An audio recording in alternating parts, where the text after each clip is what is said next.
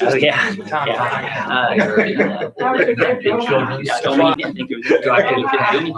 was good. Yeah, he didn't. Mom had a good Mother's Day. She got flowers, obviously from a greenhouse. Well, these weren't from me. They were from a greenhouse. Let's do it.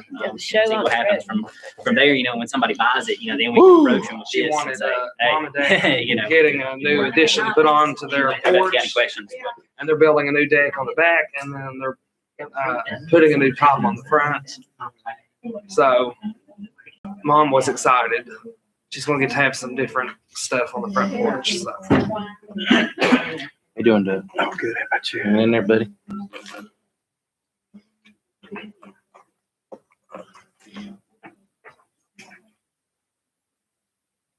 Because they can get to us quicker than we can.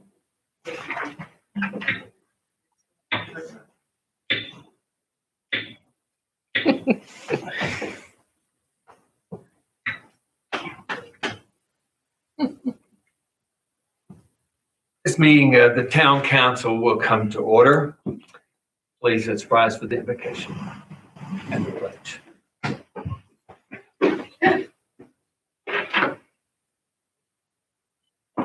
Heavenly Father, thank you again for the opportunity to meet here tonight in our town hall for the people of the town of Richlands and the surrounding area, and let everything that we do reflect the best of us. We know that all things start with your children, and we are your children. And we hope that everything that we do is for the betterment of everyone here, and that ripple can become not a tidal wave, but just a ripple throughout the world of how good we really are and how good we can be. And that our past is a reflection of a lot of people who have gone before us, who have done their best. And we are part of that ripple in this stream, and that we create a beautiful sight for those who live after us. I thank you from the bottom of my heart for this beautiful day and for the weather that makes us feel good, for the safety that we feel in our homes and in this council meeting. I pray that everything that we do, that we speak words that echo our hearts,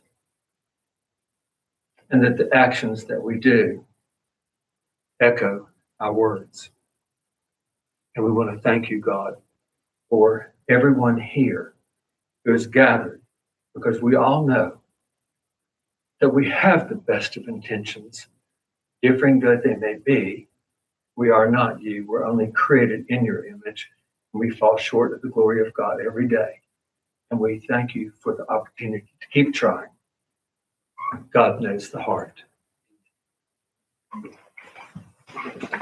I pledge allegiance to the flag of the United States of America and to the republic for which it stands, one nation, under God, indivisible, with liberty and justice for all. You may be seated. Thank you. Welcome, everyone. It's a delight to have everyone here. Councilman Brown had indicated in the last meeting he would not be able to be with us tonight. He would join us for the public hearing, which is on May the 18th, next Tuesday, I think. And he will be here for the June meeting. So moving along, additions and deletions to the agenda.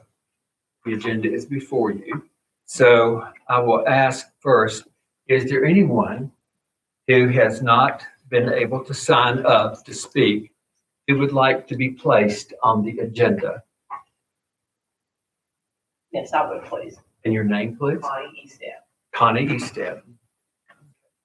So we'll add Connie Eastep. Connie, you'll be under unscheduled public comments, and you'll have 3 minutes to speak. Okay, thank you.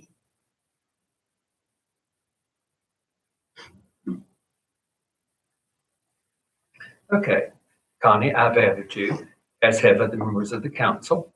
Is there anyone else who is not, okay, Ernest? Ernest Edgel, please add Ernest Edgel.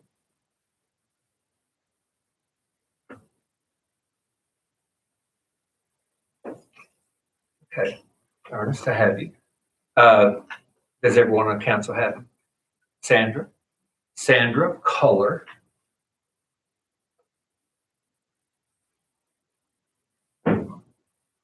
And is there anyone else who would like to speak? Who would like to be added to the agenda under unscheduled public comments? Okay, so no one else wants to speak. Okay, any more additions or deletions to the agenda? I think that the town manager has one. I have a small change under the scheduled public comments. I asked that Mr. Harold and Roberts be moved up to agenda item B5B. So, because traditionally those requests are done as a separate agenda item, but we have him under his public comments, so I'll need that moved up for an actual agenda item. So we're going to move Harold Glenn Roberts for a conditional use permit. He'll be following Roman numeral 5, approval of minutes. Not yet, sir. Thank you very much. We'll let you know. Thank you. Oh, okay. We're just moving you ahead of the game. Thank you. You're welcome. Okay, any other additions or deletions to the agenda? I have a few. Yes, sir.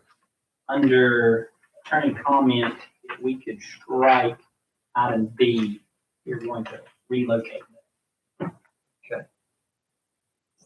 Just strike it. Yeah, to strike that. And then under item 12 for closed session, I've got a handful of additions. We could add pursuant to 2.23711.85. Go really slowly, please. That'll That'll be item C or just continue under Yeah, D? just C. Okay. C under item Roman numeral 12. Okay. Yep. Going to closed session 2.2. pursuant to A5. Okay. And that is discussion concerning a prospective business where no previous announcement has been made.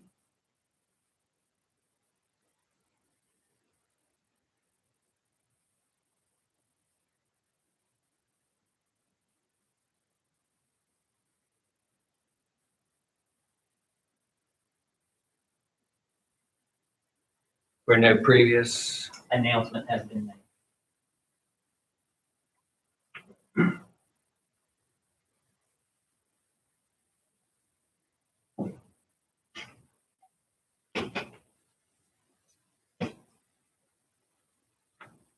All right, and more. And then under A8 is legal counsel regarding specific issues. And I have 2 issues in particular. Sorry, under your, Well, it's under 12. This would be item D. item D, Yeah. okay. So it'd be 2.2-3771, A8, 113711. okay, thank you. And then that's subsection A8. Okay, I've got it. And that's legal counsel regarding specific issues. And I have 2 issues in particular. Let me know when you're ready.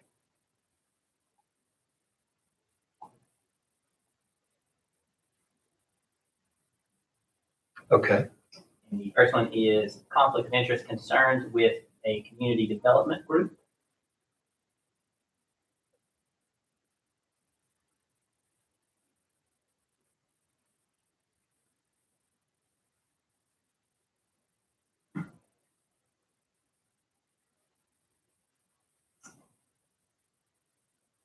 okay, And then item 2 is economic incentive zone implementation. economic incentive zone implementation. That's it.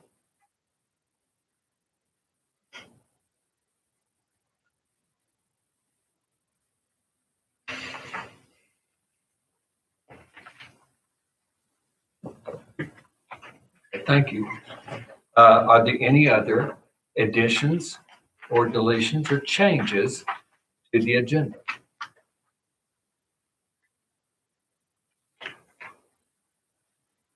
Okay. There being no further changes to the agenda, the chair will entertain a motion to accept the agenda as amended. Make that motion. Jeff makes the motion. I'll second. Logan seconds the motion. Connie, would you do a roll call, please? Hogan, Yes. Mike, Yes. Doug, Yes. Mary Ann, Yes. Jeff. Yes. The motion carries. So we'll move forward with the agenda as it has been approved. Now you have before you minutes. These are minutes from, let's get them in order. We have the minutes of our regular meeting from April the 13th. And then we have minutes from a public hearing on April the 13th. And then we have minutes of a budget work session on April 22nd. So I will ask if you haven't had an opportunity, make sure I've got them all. Hold on. Also, April 29th and May 5th. Does we have those? I'm going to get them in order. April 13th, regular council. April 13th, public hearing. April 22nd, budget work session. April 29th, budget work session. And May 5th, budget work session. So if you'll take just a minute to scour those, please, and see what you think.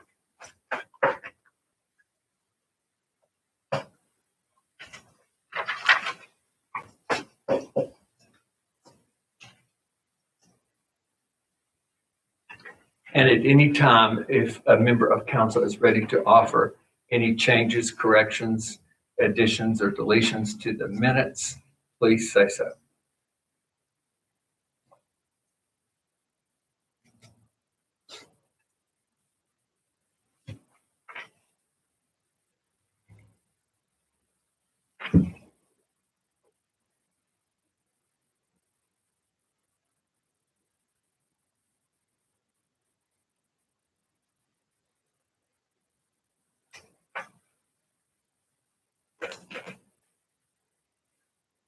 Please feel free to look through. If there is a member who would feel so inclined as to have a motion to accept these minutes collectively, the chair will entertain that motion. I'll make that motion. I'll second.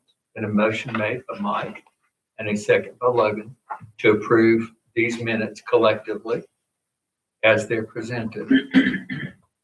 Okay. Connie, would you do a roll call? Yes. Mike, Yes. Doug, Yes. Mary Ann, Yes. Jeff. Yes. The motion carries, and these sets of minutes have been approved and are being filed. Thank you. Okay, moving forward, we're now on item, I'll call it 5AB, whatever. This is for Mr. Harold Glenn Roberts for a conditional use permit. Mr. Roberts, would you please come forward? Okay. And Mr. Roberts, as you stand at the podium, would you please state your name and address for the record?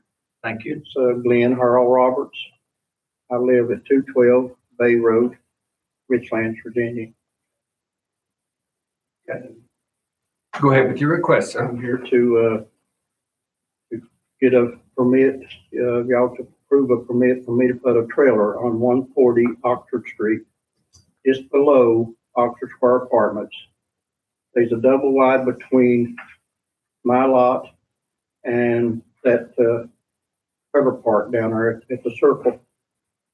And I need to put a trailer there. And there's trailers everywhere across the road and everywhere's there.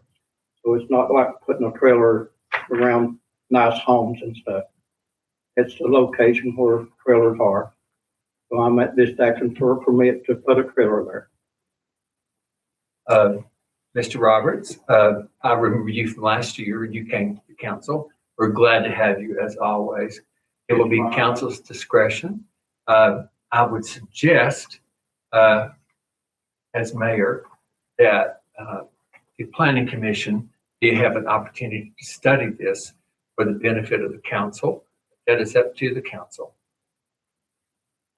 That was a recommendation I was going to make. Let's go ahead, and that's what we have a planning commission for. I think we should let them decide if it's okay.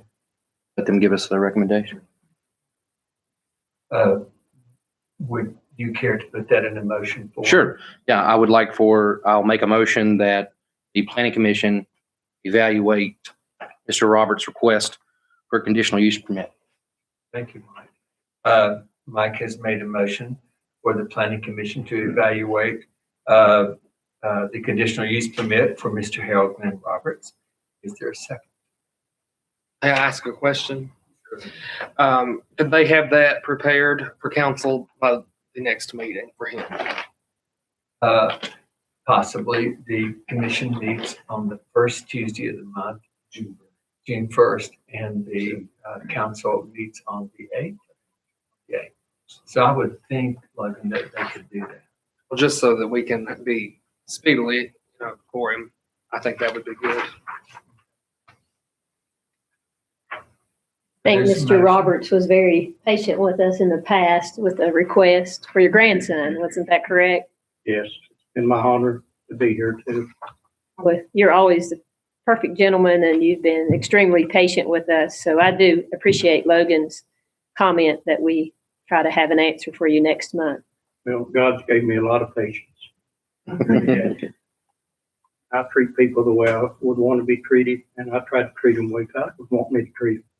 So I get pretty close doing what's right. Yes, sir. I've been blessed so far.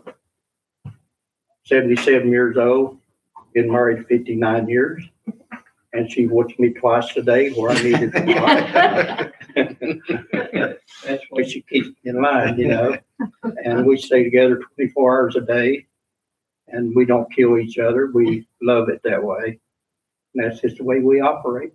59 years. What's the secret? Well, I get the last word every time. Right. Shut up, I say, yes, ma'am, with a big grin. Good to know. All right. Good to It know. works, okay? Believe me, that works.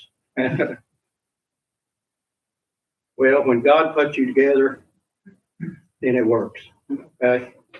That's what happened to me 59 years ago. God put us together, so we're still here. What a glorious awesome. day. I raised 4 daughters, lost 2. Raised my granddaughter 2, that's 5. Then I raised my great-grandson, that's another one. So I'm still here. God's still blessing me everywhere I go. And we appreciate y'all. I was raised up in Hill Creek Holler, in the mountains there. I couldn't hear you. I'm sorry. I was raised up in Hill Creek Holler, up in the mountains there. I never Hill Creek. A lot of good people come from there. Yes. Maybe someone in this room, perhaps. Thank It's you. my honor. When should I come back, or when should I contact y'all? Well, I think we there's a need to motion. pass a motion first. If you hold on, I'll try to help you. There's a motion on the floor. Is there a second to the motion? I'll second the motion. Okay, there's a motion and a second on the floor to refer your request to the planning commission for evaluation. So I will ask, is there any further discussion? I think we should let them know that's not a no. That's what they do, and they'll evaluate it and make sure everything's good, and then they'll come back with a recommendation is all that is. I'm gonna have to set another pole because that is rotting down. I've owned that land for about 15 years. There was a trailer on it. Mhm. I bought it after they moved. I just haven't done anything with it. Okay, thank you. Any other discussion? Comments? Connie, would you have a roll call vote? Logan, Yes. Mike, Yes. Doug, Yes. Mary Ann, Yes. Jay. Yes. The motion carries. The suggestion of the mayor is that you attend the meeting of the planning commission, which will be here in the town hall at 7:30 on June 1st. Yes. Can you put that on your calendar? Hey, that'd be my blessing. I appreciate y'all. That way you can explain directly to the members of the commission what is going on And Jeff Hurst is the council's representative to the planning commission, so he will be there that night, and the other members. I'll go ahead and set a poll though, that fell down. And I'll go ahead and take a brush hog and brush hog that lot off and make it look better than what it is right now. Thank you. Trying to grow up on me. Thank you very much. It's my honor being here. God bless y'all very much. Thank you. Thank you. Okay. So now we're under scheduled public comments. These speakers will have 5 minutes, and our timekeeper, I'm delighted to say, is here this evening to help us with that. Brian, thank you. So our first speaker is Mr. George Shelton. He has road issues. Mr. Shelton.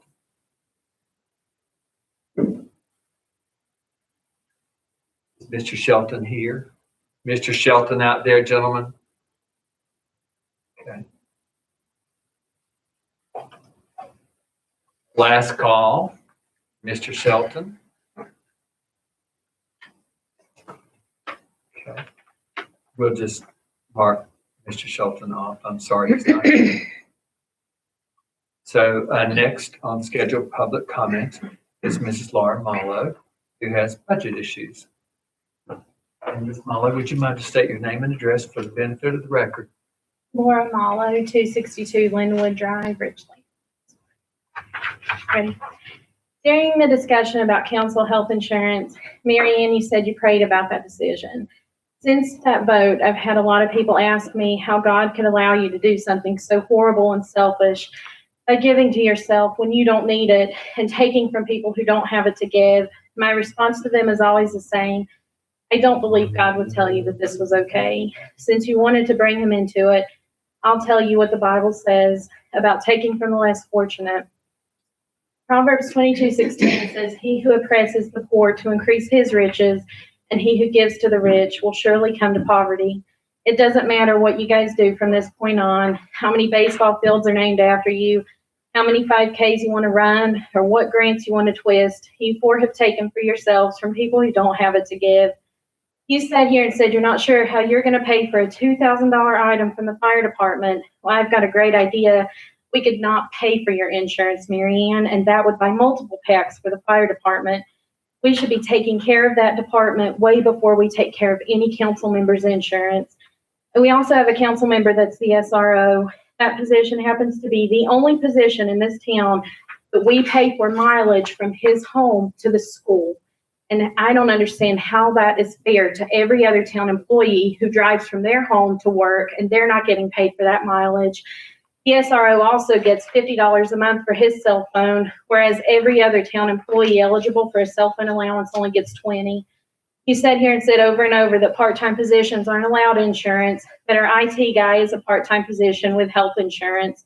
And speaking of IT, another way we can cut the budget is by not paying him and an outside IT firm on a monthly basis. That position was never approved by the council to begin with, and the feasibility of their in-house IT needs to be reviewed. The big joke has been that Town Hall can't afford ink pens, but I don't find this funny at all. They have a $7,000 office supply budget and can't afford ink pens. That doesn't even include ink and paper.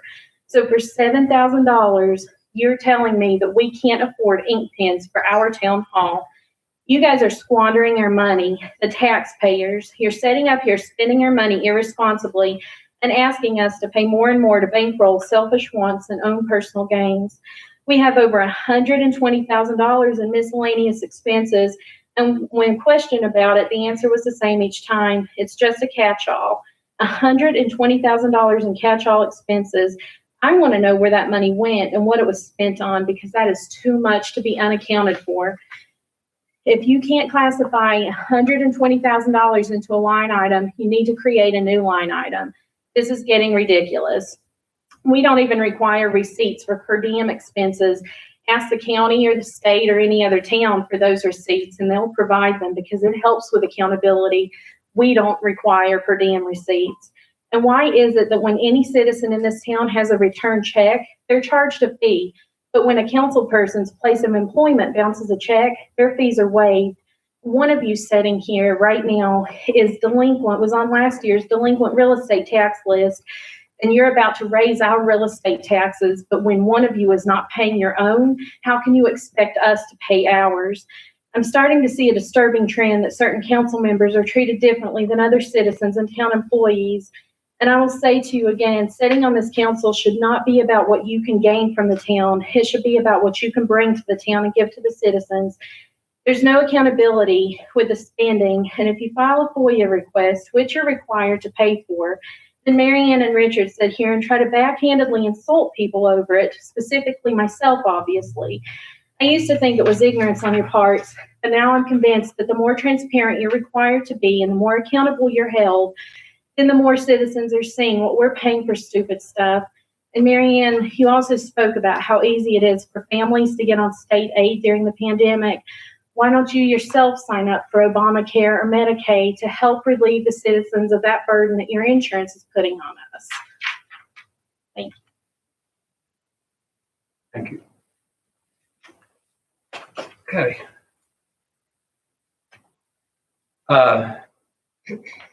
Now we have item 7, unscheduled public comments. 3 minutes, please. Thank you for cleaning the podium.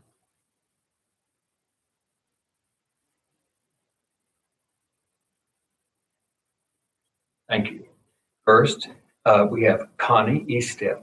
Connie, when you step forward to the podium, would you please state your name and address for the benefit of the record? Yes, my name is Connie Eastep. I live at 922 East 4th Street in Richlands. Thank you guys for listening to me, and I do apologize for the interruption earlier. You guys had already started. My concern is with the Eagle Trailer Park that's owned by the Hackworths behind me. I've lived there 30 years. My little neighbor has lived there 31 years. He has recently put a trailer in there where, as long as I can remember, there has not been a trailer. Even my daughter tried to get one in 2010. So I have contacted Mr. King here. I've contacted the county. I was instructed to get a new survey that was less than 2 years old, which I've done. I presented it here, as I was told. But my request to you is for that survey to be reviewed by a professional, because it clearly shows, the 10-foot guideline that the town has for the code is like 7 or 8 feet from me. But over here on the boundary line, he is clearly encroaching on the little neighbor's land. So my only request to you is for mine to be reviewed. If you can't take that and say the trailer needs to be removed, I expect, just like me, he be asked to get his own survey as well. It's less than 2 years old. I feel like that's only, as a citizen, I pay taxes. I've lived for 30 years, like the gentleman before me. My family's longstanding. My dad's 93. And I just feel like what I've worked for, it should be appreciated. So I hope you guys can follow through. When the permit was given from here for that trailer to be set there, I don't think it was clearly researched, the boundary properties. So that is my request. As he said, thank you very much. Thank you. I will ask that the town manager research that and get with you. If we do not have your phone number, would you mind to give it to the clerk, or so she could share it with him so he can contact you quickly? I appreciate it. Go to the clerk and present that. Thank you. I'll wait just a minute until she's given that information and we'll move on. Thank you very much.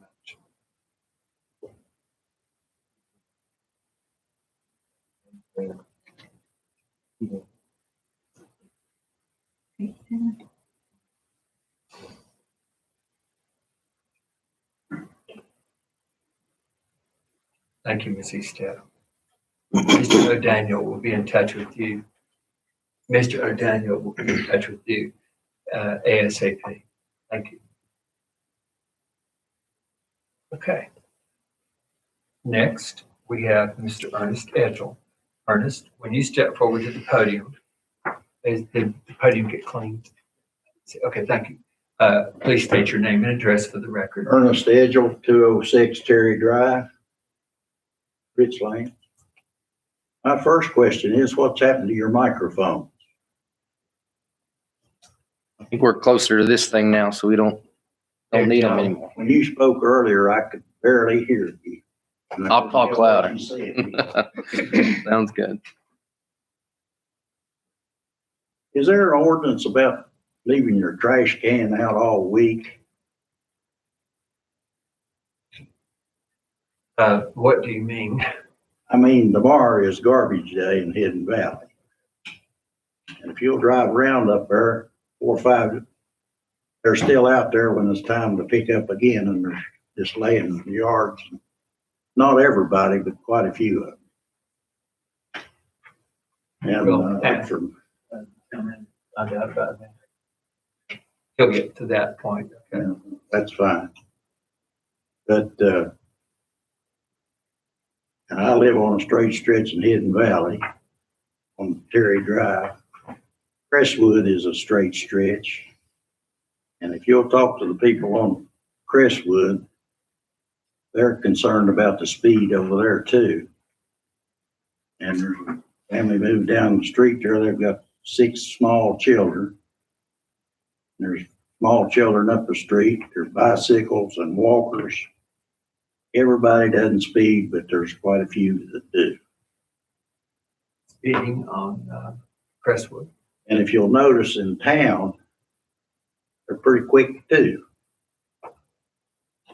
Between First Scott and that next red light, you have to be very careful how you cross the street.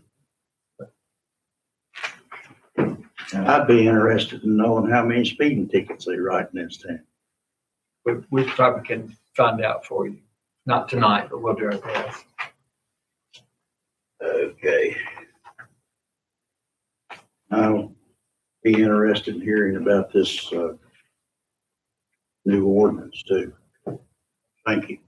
Thank you very much, Mr. Edgel. We appreciate you. Okay, next is Mrs. Sandra Culler. We'll wait till the podium is cleaned off, Ms. Culler. Look forward to your remarks. Ms. Culler, would you state your name and address for the record, please? Sandra Culler, 1301 McDowell Street, Richlands. I had prepared this afternoon a couple of pages of words that I wanted to say. But since the other people have already spoken, it changes somewhat. I am just really flabbergasted, Laura, by your presentation. I felt like it was a crucifixion of Mary Ann and uncalled for. I'm sorry. We talked before the meeting and I could see where you were coming from, but now I just wonder what is motivating you to continue to complain about so much stuff and to continue to put such derogatory statements on Facebook. I am sorry to say that I have allowed some of these posts on Facebook to change my own perception of things to a more negative thing. And I'm ashamed of that. I think all of you, I don't know about you, Mr. Ratliff, because you keep bringing up the same stuff month after month after month after month after month.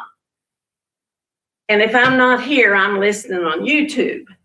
But I don't hear any real solutions. I would like to have some more transparency on 911.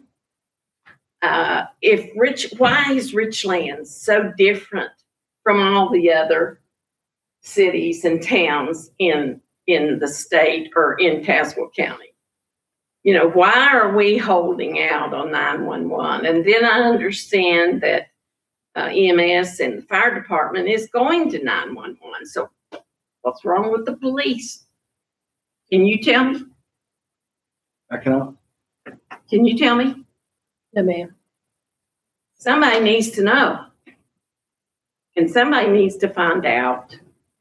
And let's figure this out so we still don't have 911 coming up every single month.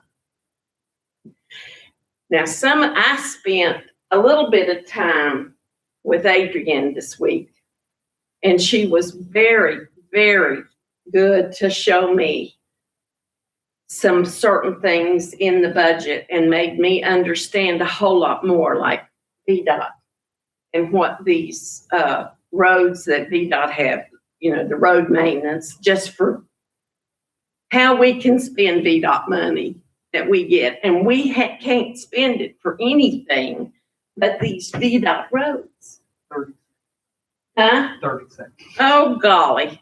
Well, you know where I'm at, and that is, I am so sorry that you all have to listen to such derogatory remarks and read such bad things on the post. But I would ask you to remember why you are here. You are here because we elected you to represent us, the community, the public of Richlands. So that's whose interest you should be interested in, ours. Not yours, but ours combined. Thank you. Thank you, Sandra, very much. I didn't even need this. Thank you. Wait until your comments. Well, I should get to comment on that. Mary Ann didn't comment on Laura's comment. Well, I'm not Mary Ann, but Just saying it. I Fair's want to fair. say the Fair's fair. reason. Fair's fair, Mayor. Shut up, would you? Oh, my goodness. The reason I bring things up is to save the town money. That's the only reason that I bring things up. Anything else? I've got some more things later. Okay. Okay. Thank you, everyone, for speaking. Now, next on the agenda is Roman numeral 8, council member reports. Mike Street. Sure, absolutely. I don't have a whole lot for tonight. The first one, I'm glad Ms. Kohler mentioned EMS and fire dispatch. I have an update on that for council as part of public safety. It appears as if we have a tentative goal of June 1st for fire and EMS dispatch being fully to 911 dispatch. It's my understanding that both the EMS and fire folks have all been to the dispatch center. We are expecting some kinks probably, and that's to be expected, but it turns out it looks a little quicker than what we thought it was going to be. So that tentative date is June 1st. I can talk a little bit about police to kind of ease the minds. Police is a whole another realm of things. There's so much that police does, and it's very complicated. And the sheriff has even stated as well to me, currently he does not want dispatch for police. Currently he wants to see how this goes to make sure that we can iron out any type of issues for EMS and fire. That's a big concern for him. He has stated that potentially in the future, so that we can kind of see where we are and how things go. The same thing kind of happened in Bluefield, where Bluefield had EMS and fire for the county had EMS and fire dispatch for Bluefield, and then eventually they went to police as well. It's a pretty large process, and I'm intrigued and interested to see how that's going to work out and what those numbers look like. So looking as if that's going to happen around June 1st. Hopefully John may have some additional things to say about that. Next for me is broadband, Point Broadband. Currently, we're still waiting on a proposal from Point Broadband to provide potentially broadband internet for the entire town of Richlands, which is very intriguing and interesting as well. They were supposed to have that proposal to us last Friday. but they've had some kinks and some bigger projects that they've had to focus on. And I hope to have that by the end of the week. Once we have that proposal, then myself and Wayne and John will take a look at that and see how that looks. And then that will be presented to council as far as the decision goes, because there are some make ready costs that we will have there a little bit as far as getting, as far as trees go and things of that nature. But those will obviously hopefully all be offset and well worth it. So that's something we're really looking forward to. That does include the areas of town in which will not have poles, such as the Hidden Valley. They're looking at micro trenches and on our right of ways. I believe is the best way to say it in New Wayne somewhere there. That's probably the best way to say it. But AEP owns that, and they'll have agreements with AEP and have assured us that that will be included. So it's an awesome opportunity, especially with potential of Spectrum. I just feel like they need some competition. We need more for our town, be able to give more opportunities. It is affordable. There's some installation costs, but it is definitely affordable and very reliable. So I'll keep following up on that. That's something that I've talked about since the get-go, and I can't wait for that to happen. And it's been nice to see this to fruition, and I hope that soon it's going to be. So that's another thing from me. And as I conclude, I want to talk a little bit about some charter amendments. So I want council to consider. I won't bring it up or put it to a motion this meeting. I want for more of a food for thought for council, but I think we should be limited on our terms. I really do. I think we should consider a charter amendment for a 2-term limit, 4 years off, and then potentially one more term for a total of 12 years. This isn't something that I see will be it can't be from the past or anything like that. It's something that I feel like we should have to put the decisions we make in the hands of council, in the hands of for the people. I'm also going to suggest we add a member of council, or a 7th member. All right. This will not remove the position of mayor, but I feel like this is important for the position of ordinances, things in which we need 4 votes. And I think it's important that control is controlled by the people in which we are elected. So these are things I want you to think about and things that I'm going to bring back up. I'm all about transparency. I'm not going to pull a swift one and ask for a vote. I want you to think about it. It's something that I'm going to bring up at the next meeting. And I'd like for every member to consider it and think about it. I think it'd be something that's important. I think 12 years is plenty of time on council with a 4-year break. If you can't make any real change in 12 years, you shouldn't be here. That's my opinion. So I want council to think about that as I bring that forward at the next meeting. That's all I have. Thank you, Mike. Okay. Next, under council member reports, Mary Ann Strong. Thanks, Mike. I definitely will take those into consideration. I think excellent. We haven't had change in a long time. So thank you. So my report, first of all, I received a message from a citizen not long after our April meeting.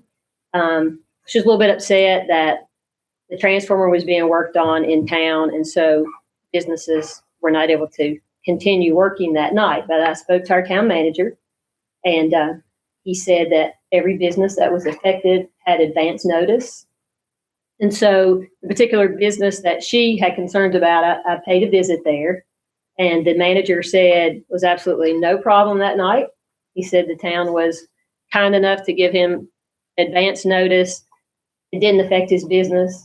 He understood that things have to be worked on. I think in the past, maybe we'd worked on things like that much later, but he had no problem. So, I welcome citizens to let me know, and I will check things out. And I appreciate our town manager, either you or your staff, giving all the businesses that were affected advance notice. Communication is so key and everything we do in life.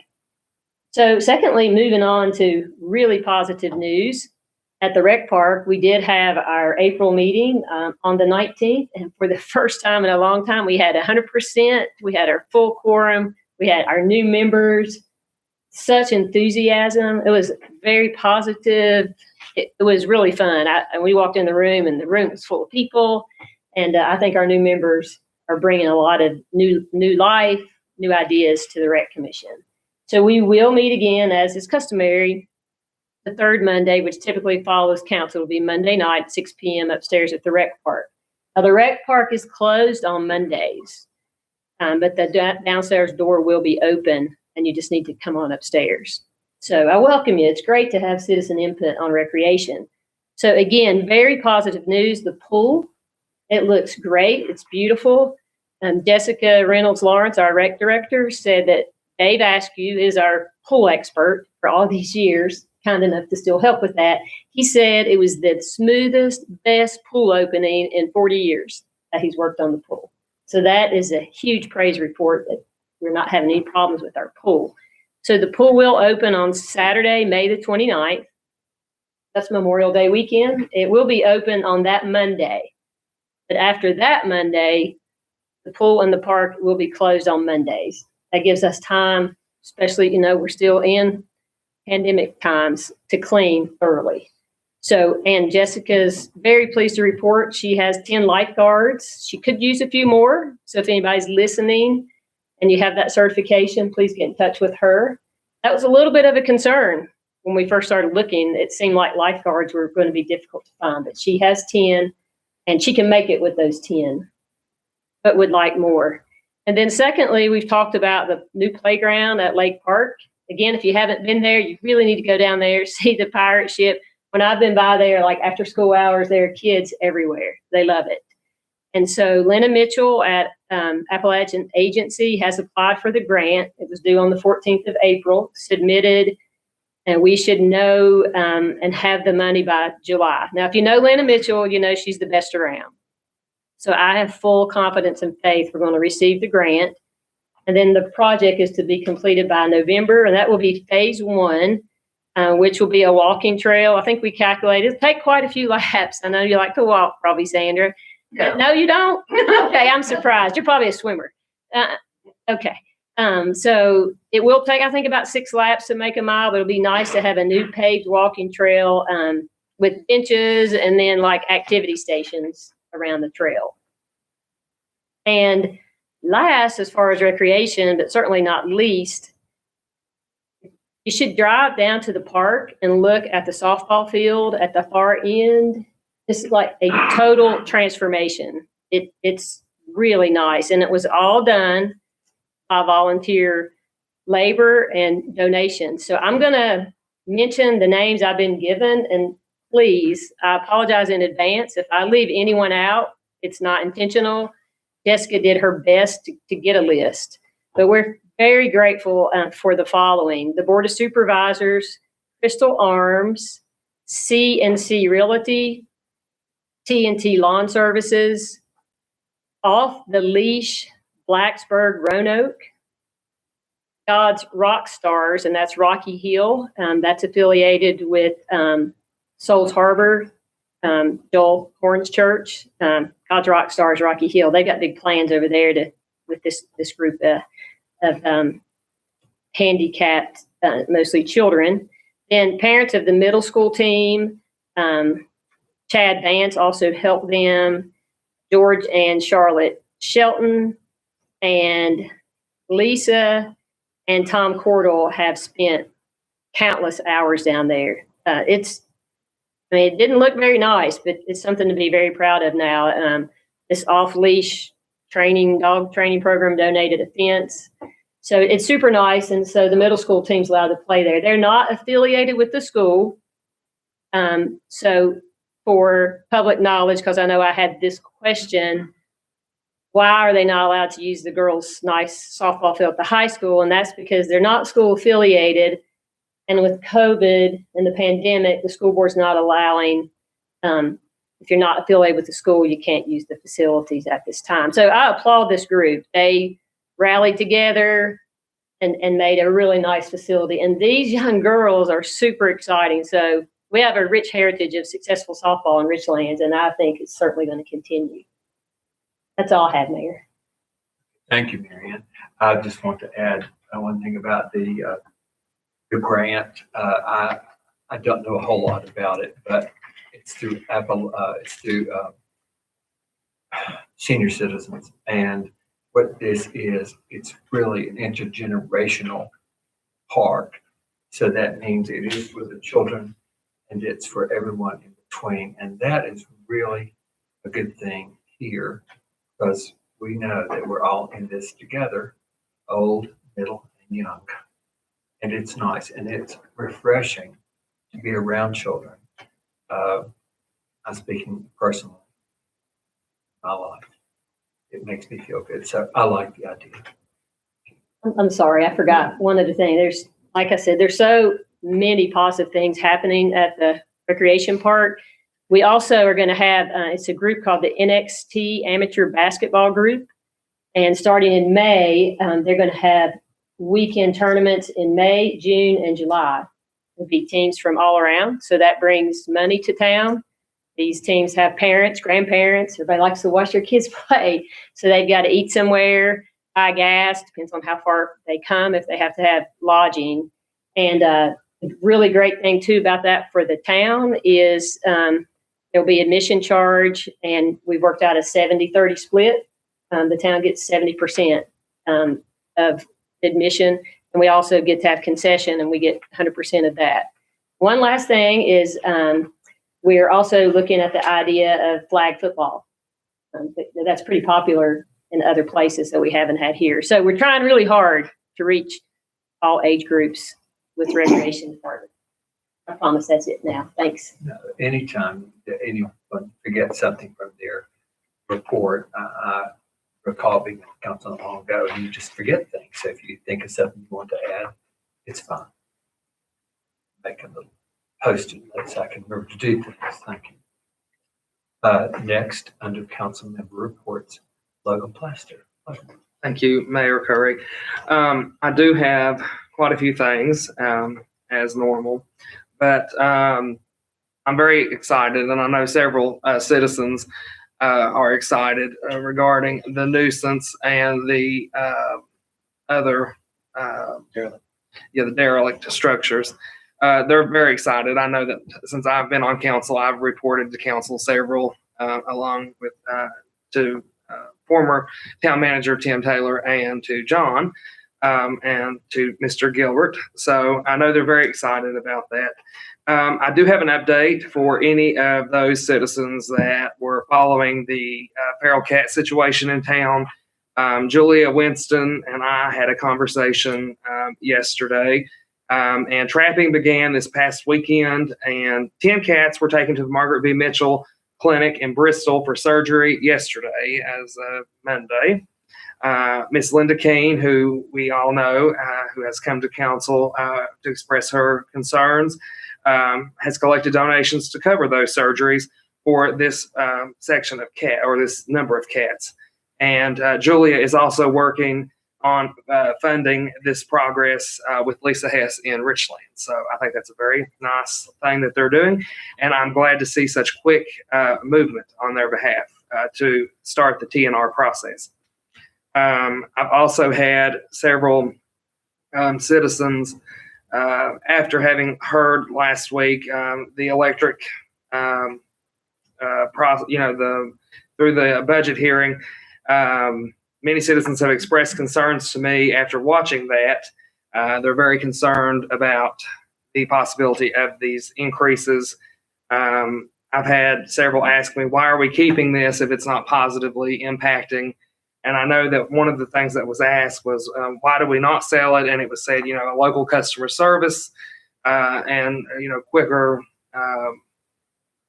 response time. And several of those citizens have said, well, that doesn't pay my bill. So they're very concerned on that. And I anticipate many of them coming to the budget hearing too. I also have to ask about the access channel and the funds for the new camera and everything. What is the status of that? Do we know? I was gonna address that. Okay, good. That's fine. I'm perfectly content with that.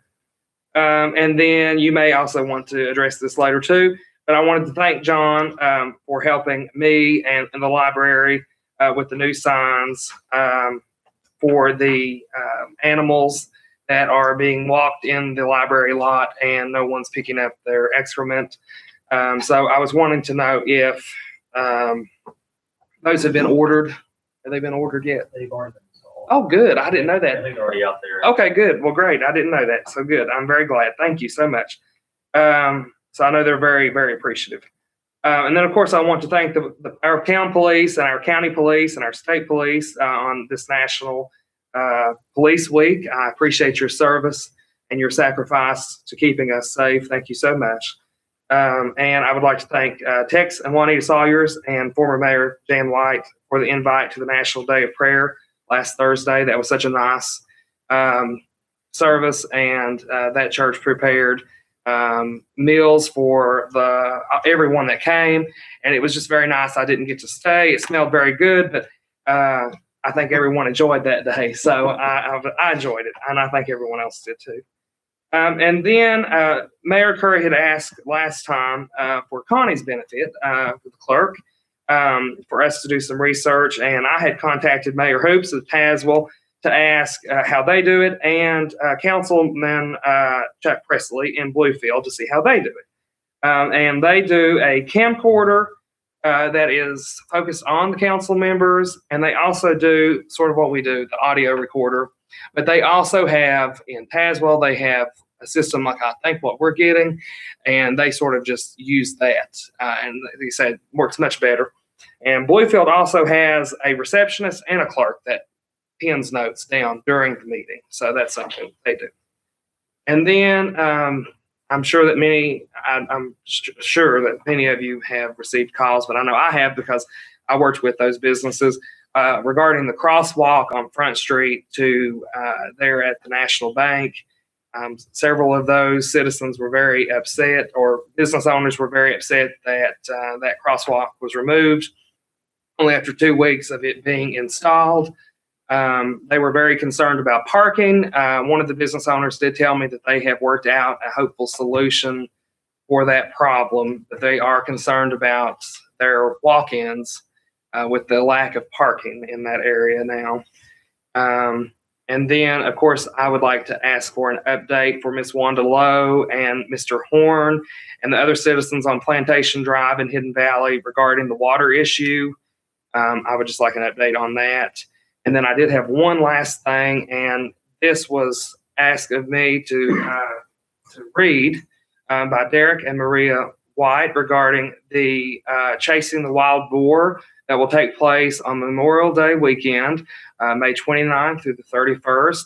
And they asked me to read this, and they will send their apologies that they were not able to be here tonight in person to read this. It says, we are excited by the amount of interest in our U.S. cycling sanctioned event, Chasing the Wild Boar.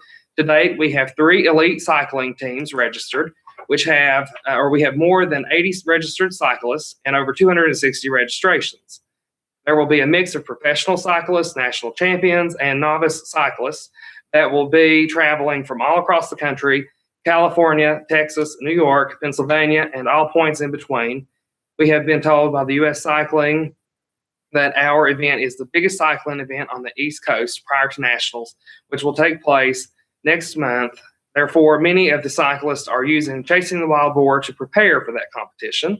We are working with our local law enforcement, the Richlands Police Department, Cedar Bluff Police Department, and the Tazewell County Sheriff's Office, as well as our EMS and first responders, to coordinate all efforts to provide a safe and enjoyable event for the cyclists, staff, volunteers, and spectators. We appreciate the support of Richlands Town Council to be able to host this event in our hometown.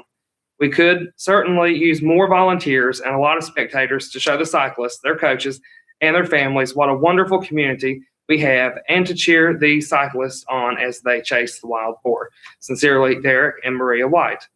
And so that is what I wanted to read on their behalf, and I am very excited for that event. And I hope that everyone will be able to come out, and I think that is going to be a great asset for Richlands, and I'm very excited for it. So other than that, I I think I am finished. Just if I could get an update regarding Plantation Drive for Miss Lowe in particular, please. I believe that the guys are planning on going out there tomorrow. There is a catch basin along the road in front of her property. It needs to be rehabbed. It's kind of washed out. They're planning on fixing that and then trying to make sure that the water drains to that area. Beyond that, we're kind of limited. It starts getting on the personal property and becomes a civil matter between neighbors. But we have told her that if there is a line that connects to that catch basin, we're going to do our best to try to connect it in. But we're kind of limited on how far we can go, but we are going to plan on rehabbing that catch basin. At least you get the water flowing the way it should without causing any more washout in that area. Very good. Thank you. I know that they're all anticipating that. They all have on that portion of Plantation have water issues from the street above them, which is that, which one is that one? Yet. I wanted to say Terry, but that's not correct. That's on the other side. Mr. Edgel. Plantation. Plantation's one they live on. Which one is the one above Plantation? Gary Drive. Gary, yes. Gary Drive. Yeah, that's the one. They're having drainage issues coming off that hill into their property. So I know several of them. The Cooks and Mr. Horn has been here, and Miss Lowe has also expressed an issue there. So that's all. Thank you. I will add that I haven't had a chance to look at Mr. Horn's request, but we have several across town that we're trying to look at and see which ones town has potential to try to help with versus which ones are more between two property owners. And we hope to, in probably July, it would kind of, you have that discussion with council. I know one of the areas that you probably all heard, you're right there in front of Pizza Hut where the water drains onto the road. We're looking at trying to figure out a way to address that. And that one's a little more complicated than I would have hoped. But, some of those that end up causing, potential dangerous situations, especially when it freezes. So we're looking at, a handful of different areas to try to figure out which ones are the biggest priority, and then something we definitely want to have further discussion with council. One thing I did want to add was thank you for taking care of Miss Owens and Mr. Phillips, that property that you addressed for us last week. Thank you for that. I know they're very appreciative. Thank you. May I echo something that he said? Surely. I had a meeting with Supervisor Seth White. He was telling me all the awesome things that's chasing the wild boar is going to have, and it is going to be awesome. It is going to be awesome. They have worked their tail off. They 100% deserve all kinds of recognition for what they're putting on. John, if you can, I'd like for you to find the info and put it on our Facebook page, if you will, and share that. We want to get all the spectators we can to check this out. Yeah. Right. Yeah. It's just the 29th, the 30th, and the 31st, the way I understand it. Let's make sure we get the right schedule for when. I think the Richlands part is. Yeah. Yes. Like on Monday, because he was Yeah. asking me about it. He was nice of them because they checked with a couple of businesses, they checked with us. Right. So we don't schedule, Exactly. And we need to make sure businesses are aware. Because he gave me a time frame like between, 9 a.m., some early in the morning that they were going to come through. So. Yeah. And it looks And awesome. I know Derek and Maria had sent me some stuff that I sent to John, and he's going to put that on. You got that all, you got the schedule and everything? We're working on getting all the access channels Yeah. as well. Awesome. Yeah, they're working. Because it looks awesome. It's going to be cool. I mean, people from all over the states, man, it looks cool. I'm going to get out and check it out. That's going to be, and hopefully they all go to our restaurants and hang out. We want their families to come. Dude, it's cool. Well, dude, it's cool. Yeah, it's pretty quick. Yeah. Well, there's so many of them though. You'll get to watch a few at least. If you're not at the start line, just make sure you're not at the start line. I think Mary Ann has something. Yeah, she yeah, would like to add. Mary Ann. Yeah, I really want to recognize Logan for mentioning the National Day of Prayer Service. I was also blessed to be there, and I failed to mention that, but everything he said was exactly true. It happened to be their 14th year, and Logan, I was fortunate enough to get to stay for lunch. It smelled very good. They offered it. They offered They- it to go. And they treat you like royalty. Very sweet. So I encourage every one of you next year, if you can go there, you will be tremendously blessed. Thank you, Mayor. Logan, anything else? I'm completely finished, Okay. to my knowledge. I have comments on everything. Just loving the feeling right now. I'm feeling the love. Okay. Doug? Right. I have two or three things. Chestnut Street, there's a hole that we need a drain pipe, I think, near where Randy Puckett lives. I think, is it Chestnut Street? I think there was a bad accident there, and if we could do a drain or something to fill that hole. I can look into it.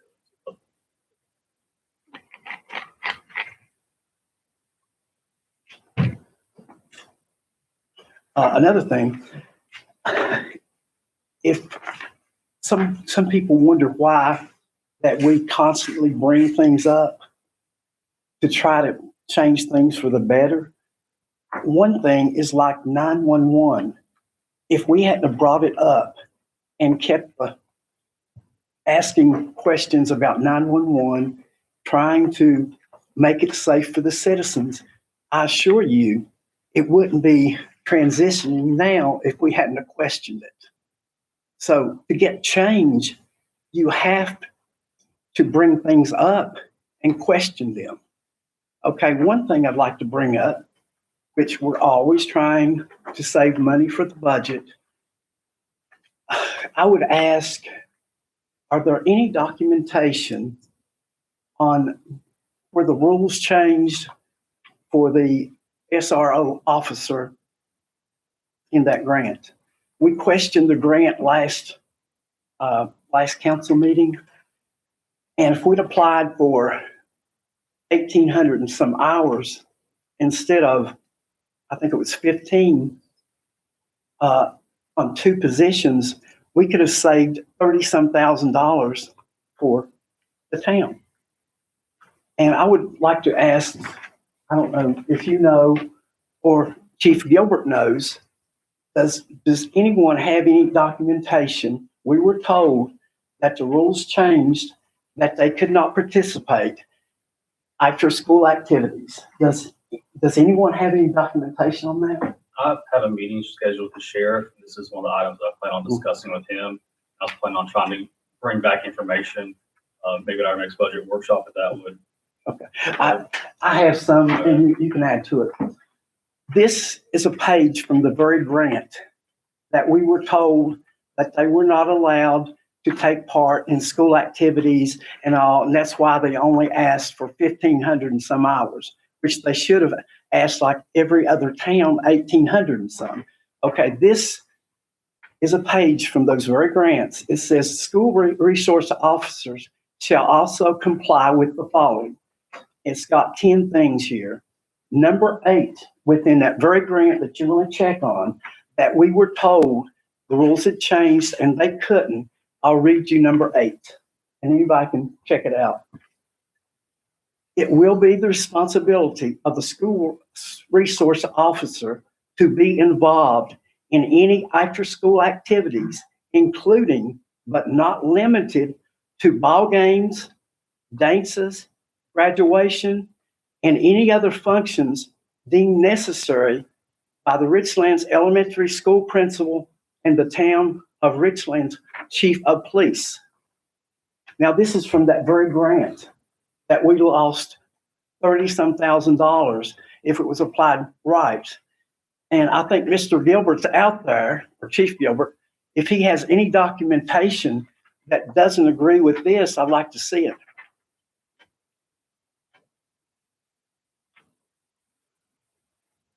Mayor, I feel like if we're going to ask personnel to come in here, we need to go in executive session. I'm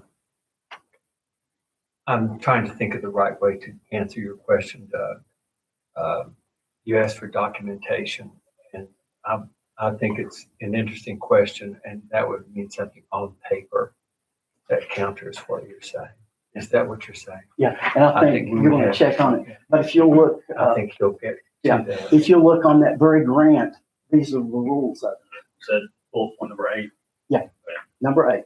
And it was forwarded from the state. And we also we will call the state. They cannot tell us any changes were made. And if you'll check with the sheriff. Okay. That's why we bring things up. The budget's out of control. And we bring something up to try to save the citizens who are having a hard time paying their bills, buying their medicine, buying their groceries. And we try to keep the budget down. If we sit here and smile and pat each other on the back without asking questions, we're not doing our job. That's all I have. Thank you, Doug. Okay. Jeff Hurst. Thank you. Did want to remind a couple people, and when Logan was talking about Memorial Day, it's going to be a busy week with Richlands High School and their graduation exercises.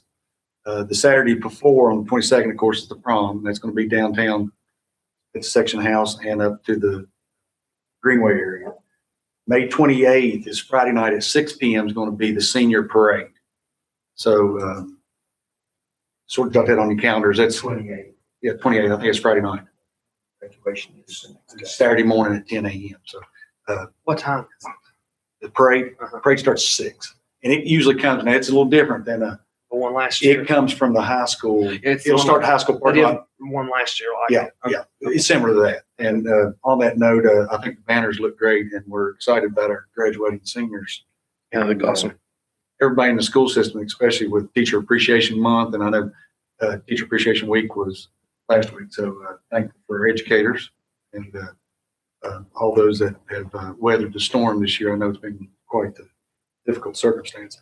But anyway, the parade's at 6, so it'll come down through downtown. I'm not sure what they do. I know they start the high school. I'm not sure if they turned and went back. I think they went all the way down, then they went the parade route back to the high school. Yeah, they definitely came up Front Street. I think it's Huddle I House. think it came all the way around. Came around there, they turned to Elkins Grove. Then graduation is at 10 a.m. on Saturday morning. So like I said, there's always extra people, extra traffic, so please be careful as you're traveling out there.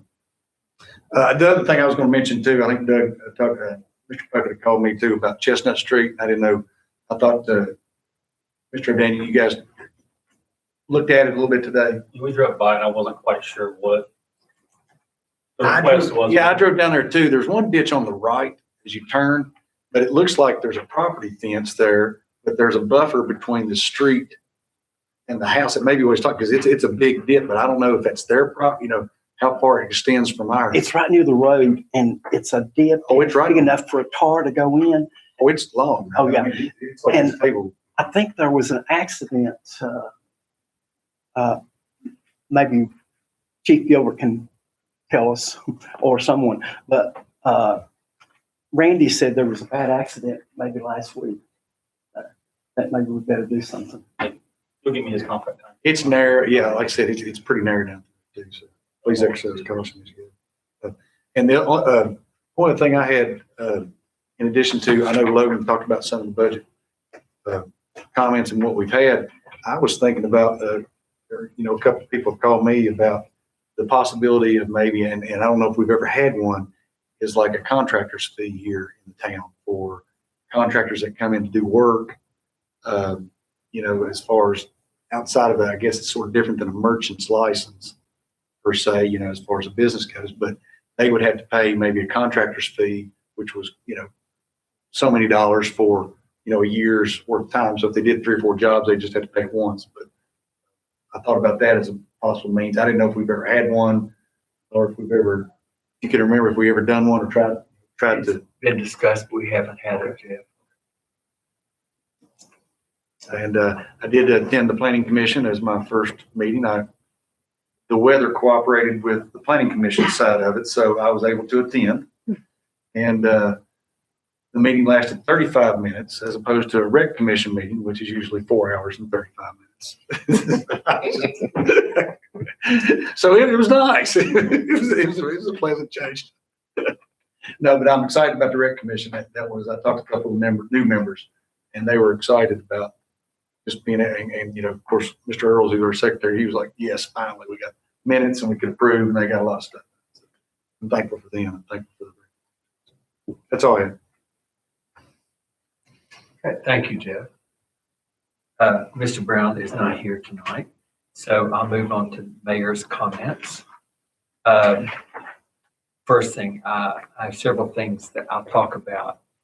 They came up because of discussions of everyone's. I am feeling the love, and yes, we have shortcomings and long ways to go. but amongst all that, there are the stars to walk on, and it makes me feel so good.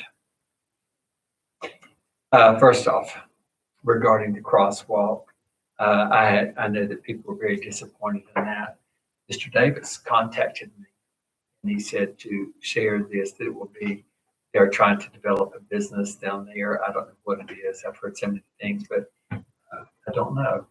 But that until it won't replace the crosswalk, but until that does happen, he asked me to convey to the council, to the manager, that people could continue to use the parking lot until they actually have action down there. And he said won't require a lease, which we had. So I will ask John to contact Mr. Davis. You have his contact, just to clarify any details, but I don't think it's rigid with details, to try to help alleviate some measure of parking.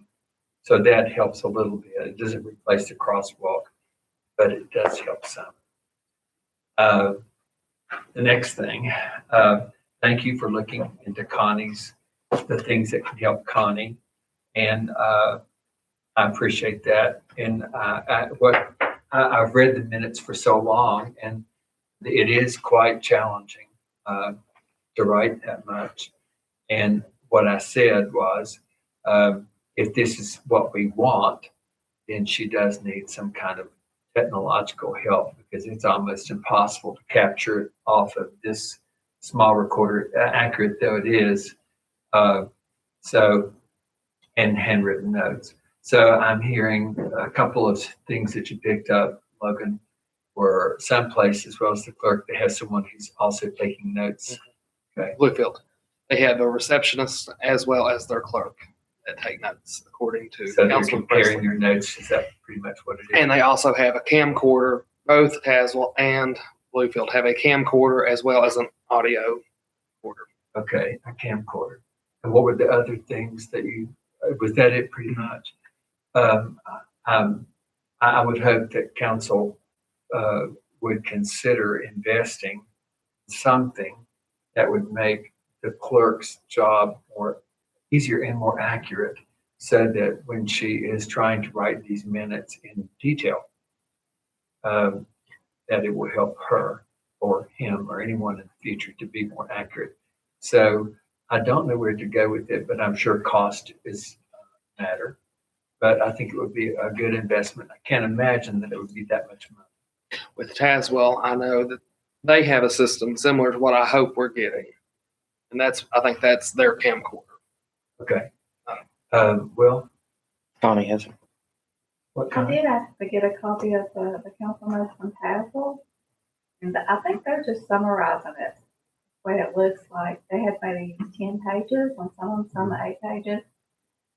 So they just summarized what the council member was saying. They don't have detailed comments like we do. She sent me several months, and it was the same thing repeatedly, and I know City Bluff's only summarized, so there's like only a couple.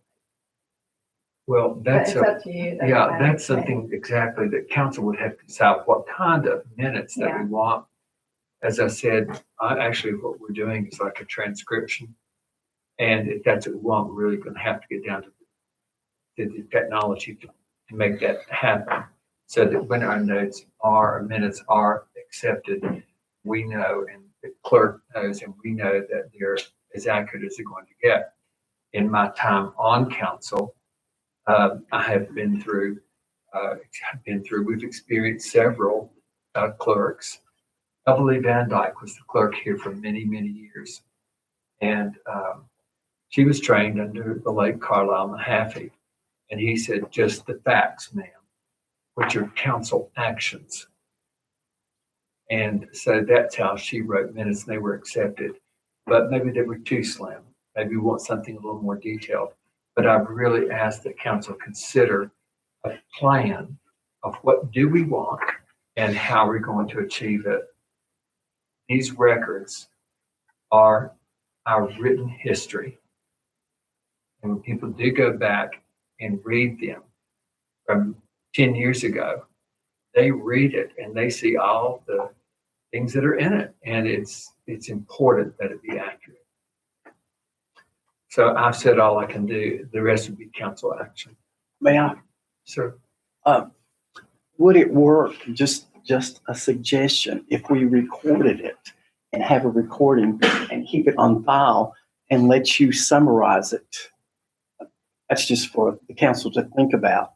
And if your summary, someone has a question, they can always refer back to the recording to check facts, what you're talking about, history. possible.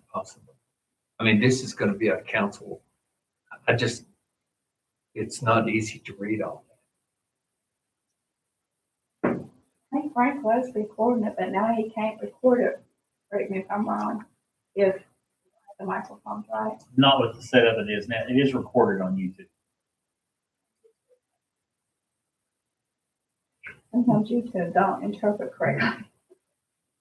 Would it be best, I mean, whether we do anything tonight won't make a big difference, but is it possible that, Logan, Mike, did you have a chance to research? Not a lot. I talked to Connie and had some apps that could be used, but really, they're not, it's hard.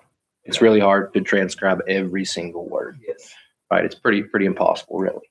We could make it easier for Connie by letting her summarize certain portions, but it's an unrealistic expectation for it all to be correct. I think that's probably safe for it to. It's unrealistic expectations until we make them realistic. Well, I think that we could. I think Connie's doing terrific, and that's a tough. That isn't the tough question job. at all. Yeah. The question is, if we can be realistic, and then we have it very accurately said. I think. I want to ask this, Logan, since you came up with some specific things, and Connie has minutes from other meetings, other councils here in Virginia. Would you have, in your spare time, I say that cautiously, to maybe investigate a camcorder or whatever it is, maybe look at these notes, and could you report at our June meeting a recommendation and that the council could consider? Sure. Thank you. Okay. Now the next thing, about the Memorial Day bike-a-thon or whatever it's called, chase the bear, chase the bull, what is it? Wild Boar. boar. Chase the Excuse wild me. boar. Chasing. The I had wild boar in Italy. It's actually tasty. But I didn't chase it. The chef chased it. But it's nonetheless, I think these are the things that make us happy. I will be glad to help in whatever way I can. I'm not going to ride a bike or anything, but in any way, if you hook me up, Logan or Jeff, I'll be glad to do what I'm able to do. Okay? And I believe in these things. And that also leads me to the race that I was asked to stand at and say hi basically to the winners. It was a rejuvenation for me. And then a few years, that was at the Coal Town. And then a few years back, when before COVID, the rec park had a race. The Greater Richlands Road Race is what they called it. It was reminiscent of Dr. Willis's races that ended at the section house, and it was a wonderful event. And I don't know if COVID is preventing that now. Is there any? I'll ask you, Mary Ann. Is there any talk about that? There hasn't been. It was a joint effort with Hunts Valley Medical Center, the Kiwanis Club, Yes. and the town. So Kiwanis has not been meeting with the full attendance. So I Right. think as COVID lessens up, I'm sure it will be revisited. I just think those things are so great. And being the major athlete that I am, I was actually a runner, and it was some of the most fun times in my life. And I don't think we need to let that go. And so I'm thinking the bike race, the road races, they're important because we define our community by our health and our participation and our joy. And I can't think of a better public sauna to get out there, fresh air and a little bit of sweat, just friendly competition. So I will ask you, maybe if you can talk with the rec people in Kiwanis and see what we can do. I'm extremely excited about this bike race. This is why I said my heart is, I'm hearing heart things. And yes, we do need to improve on different things. And I get all that. But beside all that, I think all of us have to have something to lighten us up, to make us want to live here and be proud of our community, knowing that nothing will ever be perfect, but we're always working to make it better. The next thing.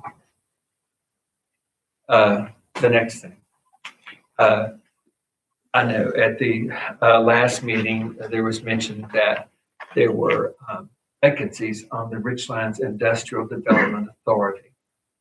And I think that it was placed on Facebook, perhaps the town's Facebook page, just to send a general letter of interest. And we have one. It's in the packet here from Mr. Cody Ellswick.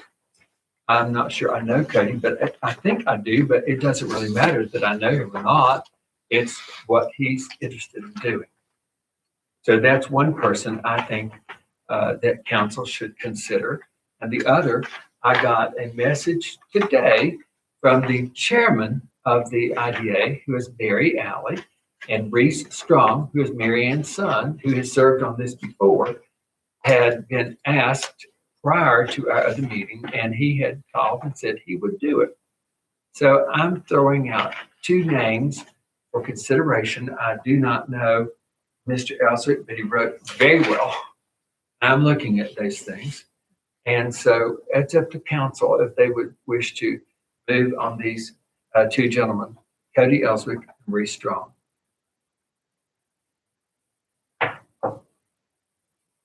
It's for only one vacancy, We have at least two. at least two, so they could both go. They both could be put in form of a nomination.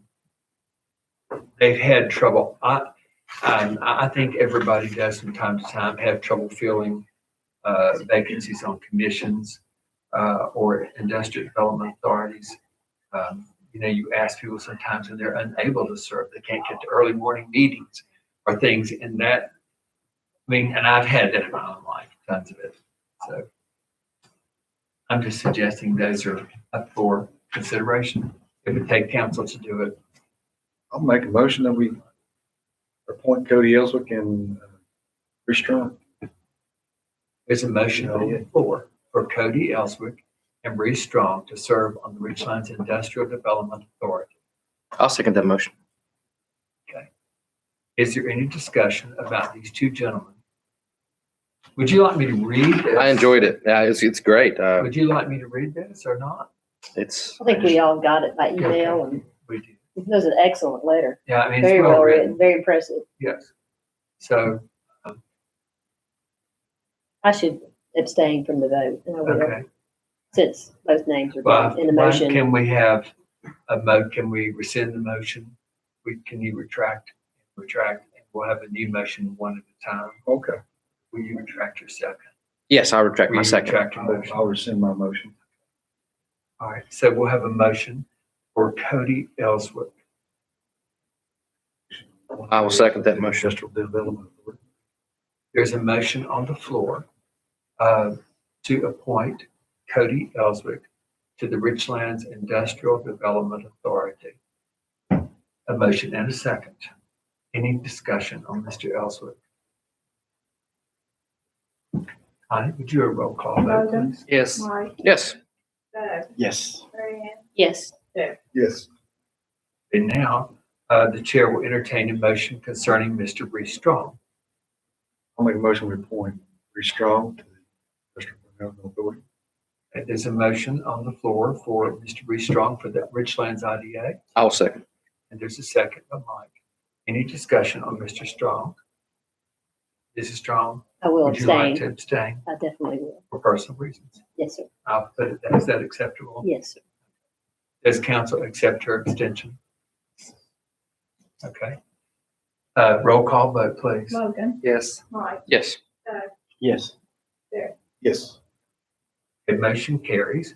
So council has appointed 2 members to the Richlands IDA. And while I am not positive, I think there's another vacancy, but this is what we have right here. And we want to welcome these gentlemen aboard. And if you will kindly notify them, if you don't have contact information, I can get that for you, okay? Thank you very much, John. And also, if it's possible to find out if any more vacancies, so we know if we need to continue running this offer, okay? And I appreciate that very much. It actually came from a public suggestion. It's a good thing. Okay. Moving right along. I will echo another positive thing. At the high school, this has not been an easy year for anyone, be it teacher, administrator, or students, because we've had COVID and all the complications that it's caused. I'm thankful to the dear Lord that the vast majority of our students and teachers have stayed safe. That doesn't mean everyone. I have a student who lost his mother. Every time I look at him, it's hard. But we must be resilient. We must be observant. We must be careful, and we must move on. And so I do hope that the events that are coming up, these are for high school students, and it's important to them. The dance that is coming up, it's not a prom, it's a formal dance. It's being, it says that the town is hosting, what the town is really doing is hosting it. We're providing a place. I think all the work and a great deal of money, I want to be clear about this because I've been asked, is coming from parents who've raised money. So I think that needs to be stated. And they will be, I'm sorry, Richard isn't here, but if I'm wrong, please correct me. I'm going to make it exciting. The theme is Las Vegas. And if you think that's bad, it really isn't. We've had all kinds of themes around the world in 80 days, and you talk about a biggie. That's just loaded with excitement at the high school.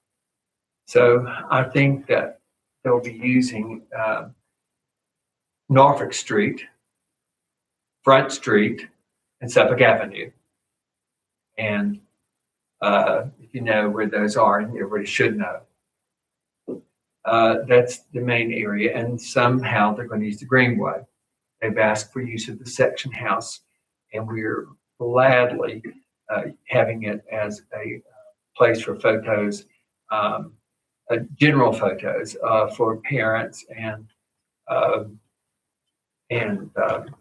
students. And being that we all love something, and I do love that, it has turned, things happen in ways you don't expect. And it's become a major photo center. And it is cool. And by that time, we'll have, our lights are completely strung on the patio. If you haven't been, please go. We'll have our hanging baskets. Kim Santola of Kim's Greenhouse, who supplies all the plants for the Richlands Women's Club, who is a volunteer group of women who do hard work for this town. I'm telling you how these things happen. And it is so heartening to see these ladies working hard to make our town beautiful. And I hope that we can water them as much as possible. The only green thumb that works is one that waters a lot. And I will put it out there. And it's not a burden, it's a joy, because you're growing God's flowers. And at the section house, Kim is doing the ones for the section house at no charge, because she has a soft spot for historic preservation and is doing them. We're also purchasing other things along with the garden club. He's doing some designing of their own down there that will be up soon. We hope to beautify the place in the way of flowers. Loving. Flowers, Jeff. Jeff, you see flowers all the time. Mary Ann, Doug, I'm not a big God's flower guy. flowers, and they're beautiful. So I'm here to testify about the brightness and the beauty of our town, and I should go ahead and wrap up my comments. But before I do, the attorney will be next. I declare a 10-minute recess. Thank you. 10. 10 minutes.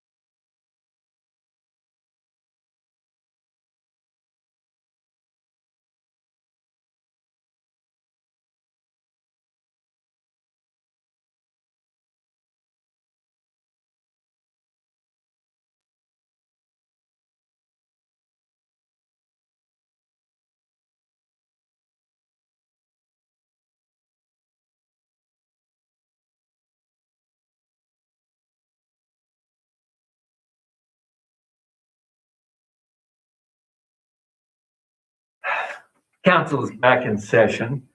I hope you enjoyed your break. We ended up with my comments, mayor's comments. Thanks, everyone. I want you to look outside at the beauty.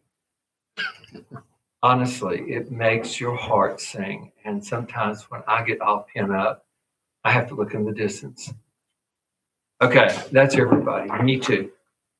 Roman numeral 10, attorney's comments, and our attorney has moved to Richard's place temporarily. And the town manager, John O'Daniel, has moved down. And that came about because they can be heard better. We're all seeing them better and in equal perspective.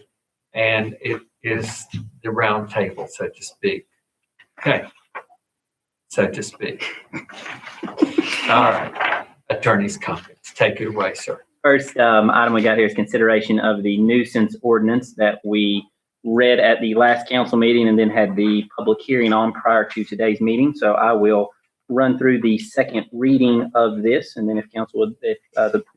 Mayor, if you would consider a motion to adopt it. So Do you mind just let's all find it, everybody. This is 002-021-0401.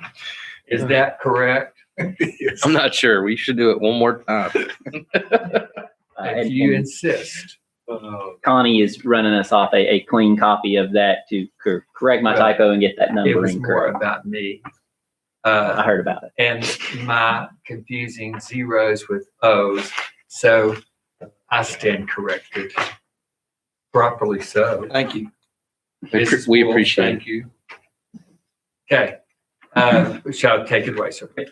Whereas the town of Richlands has currently adopted in the Code of Ordinances, Chapter 92 nuisances, whereas the Richlands Town Council now desires to revoke and rescind Chapter 92 nuisances in its entirety, whereas the Richlands Town Council, as pursuant to Virginia Code 15.2 900, 901, 904, 906, and 907, and the Richlands Town Charter Section 2.4, now desires to enact the attached Exhibit A to become a part of the Richlands Code of Ordinances and to be codified as Chapter 92 nuisances. Whereas this ordinance was read at two regularly scheduled town council meetings on April 13th, 2021 and May 11th, 2021. Whereas a duly scheduled and advertised public hearing was held on May 11th, 2021, in which public comment was solicited regarding the adoption of Chapter 92 nuisances. Whereas a copy of the proposed Chapter 92 nuisances was published to the town's website in its entirety the week of April 12th, 2021, and ran continuously until its passage. Now, therefore, be it ordained by the Richlands Town Council the following. Number one, current Chapter 92 of the Richlands Code of Ordinances is hereby revoked and rescinded in its entirety. Number two, it is hereby replaced in its entirety with Exhibit A as set forth and annexed hereto. Item 3, such shall be codified in the Richlands Code of Ordinances as Chapter 92 nuisances. I can answer any, I think we talked about this at length at the last town council meeting, but I can certainly answer any questions anybody has about that before we entertain a motion. So, Mr. McClanahan, we're voting on actually Exhibit A. Correct, yes. So, for those in the audience who may not know, I don't know that I'm going to shout this, but, and I don't feel prepared to, but if anyone would like it, we can do that. Council members?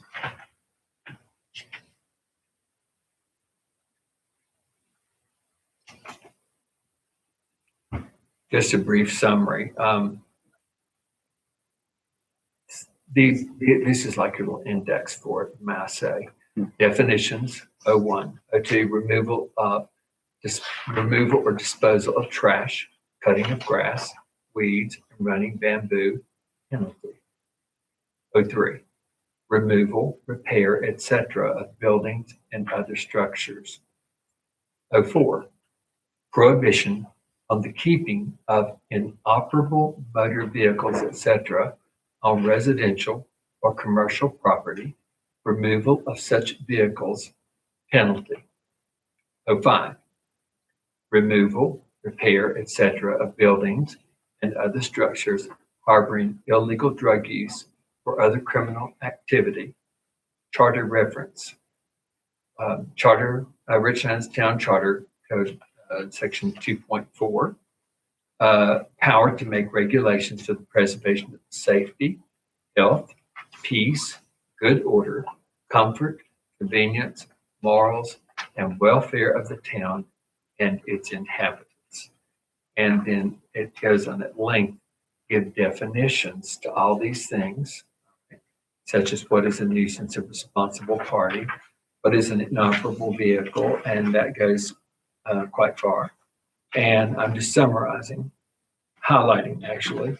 And then in section 92.8 is removal of disposal of trash, cutting of grass. We hear that all the time. And it needs to be cut, weeds and running bamboo penalty. And it explains all the details. All right. And then on page 4, in 92A3, it's removal, repair of buildings to other structures.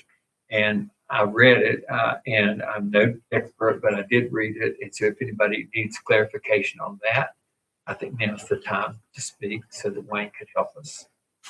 92.04 is prohibition, prohibit on keeping of inoperable motor vehicles, etc., on residential or commercial property, removal of such penalties of vehicles and the penalty that would go with it. And then turning the page, 9205 is removal, repair, etc., of buildings and other structures harboring illegal drug use or other criminal activity, and all the language that accompanies that makes it very clear. That's a very quick summary on my part, probably inadequate, but just a quick go over. So if anyone has questions, it's a good time to ask them. I know that Mike is very familiar with this, and Wayne, and this is the new and improved version, a modification of what we've worked on for years. I'll make a comment if that's possible. Absolutely. Truthfully, what we need is a more defined process in regards to both nuisances and derelict structures. The big reason is because of our revitalization project.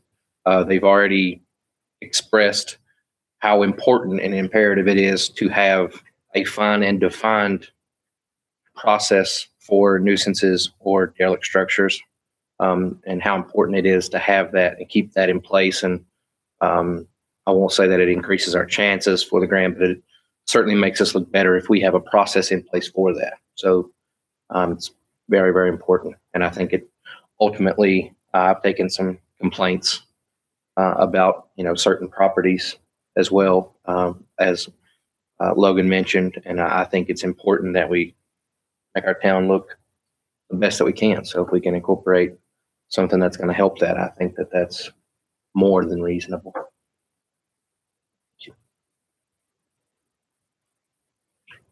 Okay. I'll give her just a moment, but I think, are you ready to vote on this ordinance, council? Okay. So reading here at the bottom of page 1, says a motion was made by and seconded by. Okay. And we've already dispensed with the first reading. We read it twice. We can address that motion after consideration. Okay. So this be adopted. I'm reading right here, Wayne, at the bottom of page 1. Mm-hmm. Shall I call for a motion? To entertain the passage of this, and then if the motion, if the ordinance passes, then we can address the effective date.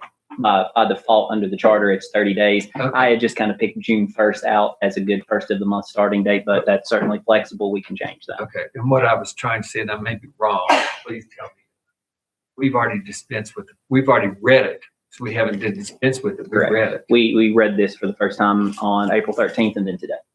That gets confusing. So in my lay way, I will try to explain it. Sometimes we say, I want to dispense with the reading, a first reading. Goes right on. But in this ordinance, we felt it was very important to read it, not dispense with the first reading, but read it, which we did, give people time to see it, read it, and have their opinions about it, which is why we have a public hearing. So now we have read it. We don't have to dispense with it. We have read. And that first motion is gone. So this motion that I'm calling for is a motion to pass this ordinance. I will make that motion. I will second the motion. Motion has been made by Mike Street and seconded by Mary Ann Strong. Is there any discussion on this ordinance, which is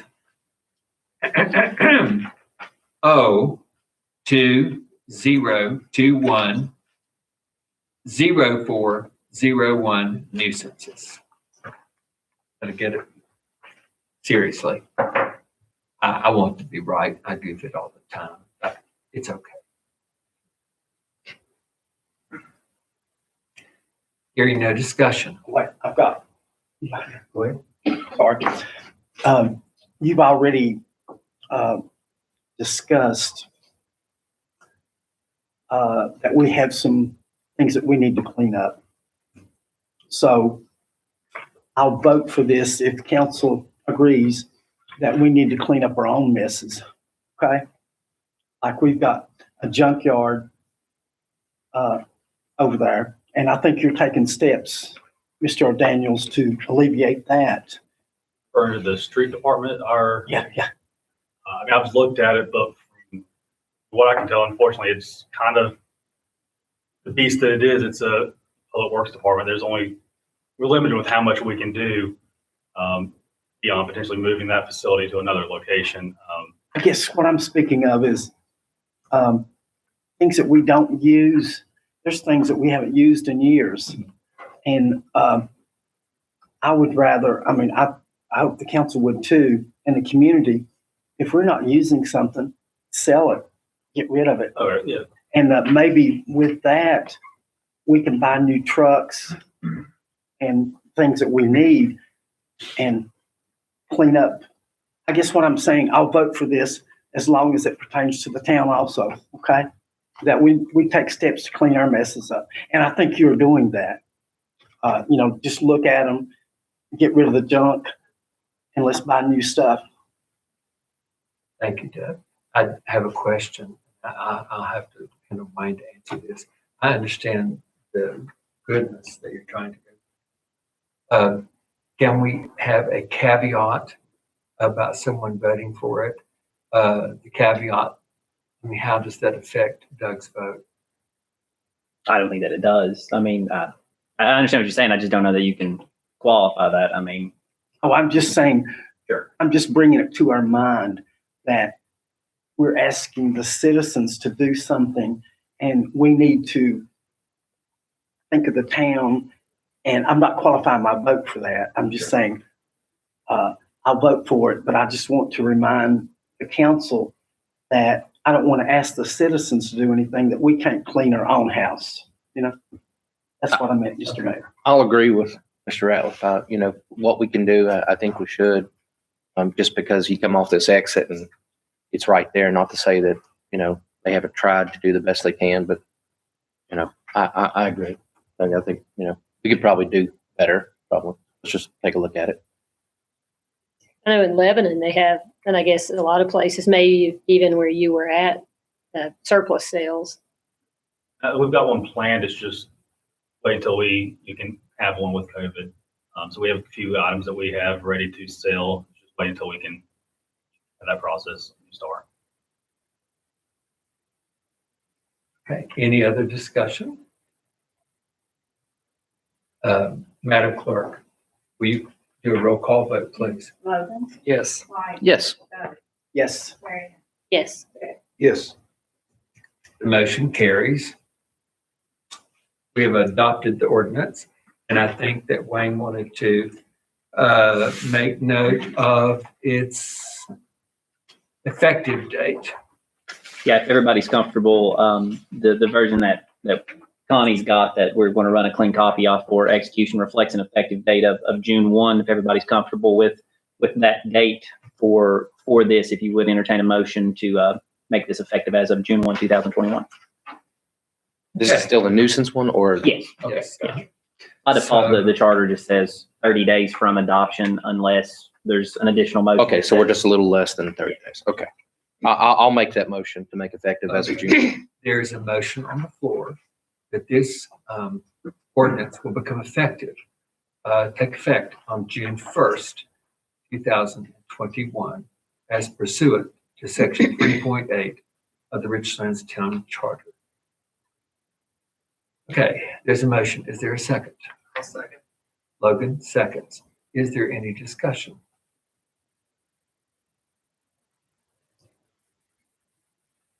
Being that there is no discussion, Madam Clerk, would you please take the roll? Logan, Yes. Mike, Yes. Doug, Yes. Mary Ann, Yes. Yes. The motion carries. So I feel safe in saying that the ordinance has been adopted and shall become effective on June 1st, 2021.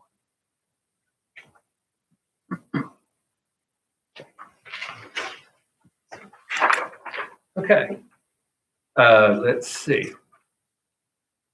So, attorney's comments. We have gone to item C, I think it is that correct? Yes. Which is first reading of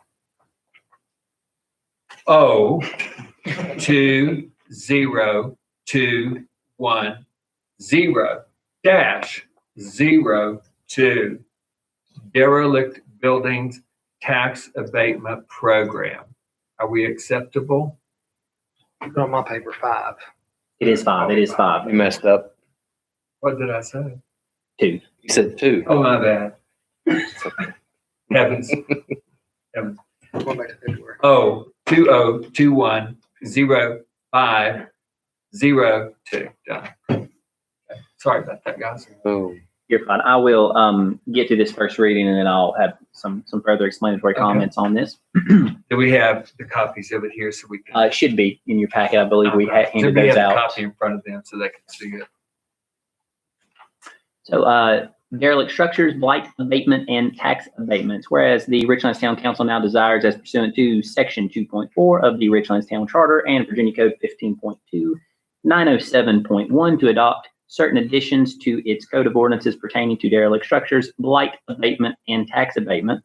Whereas the Richlands Town Council has caused to be drafted a proposed code of ordinances section, which is annexed hereto as Exhibit A. Whereas the ordinance was read at 2 regularly scheduled town council meetings on May 11th, 2021, and anticipated on June 8th, 2021. Whereas a duly scheduled and advertised public hearing was held on June 8th, 2021. And again, that's anticipated, in which public comment was solicited regarding the adoption of the proposed code section contained in Exhibit A. Whereas a copy of the proposed code section was published to the town's website in its entirety the week of May 11th, 2021, and ran continuously until its passage. Now, therefore, be it ordained by the Richlands Town Council the following: the Exhibit A, which is annexed hereto and incorporated by reference, is hereby adopted and is to be made a part of the Richlands Code of Ordinances under Chapter 92, Nuisances, in a numerically appropriate section number. So Mike already touched on this a little bit. We spoke about it at the last council meeting. It's really kind of just an extension of the previous code that we just adopted. In regards to entire structures. This is part and parcel with this potential downtown revitalization to be able to demonstrate that we've got, processes in line to be able to address these things. So everybody should have an emailed copy of the proposed code section, which is just as lengthy as the nuisance one, unfortunately.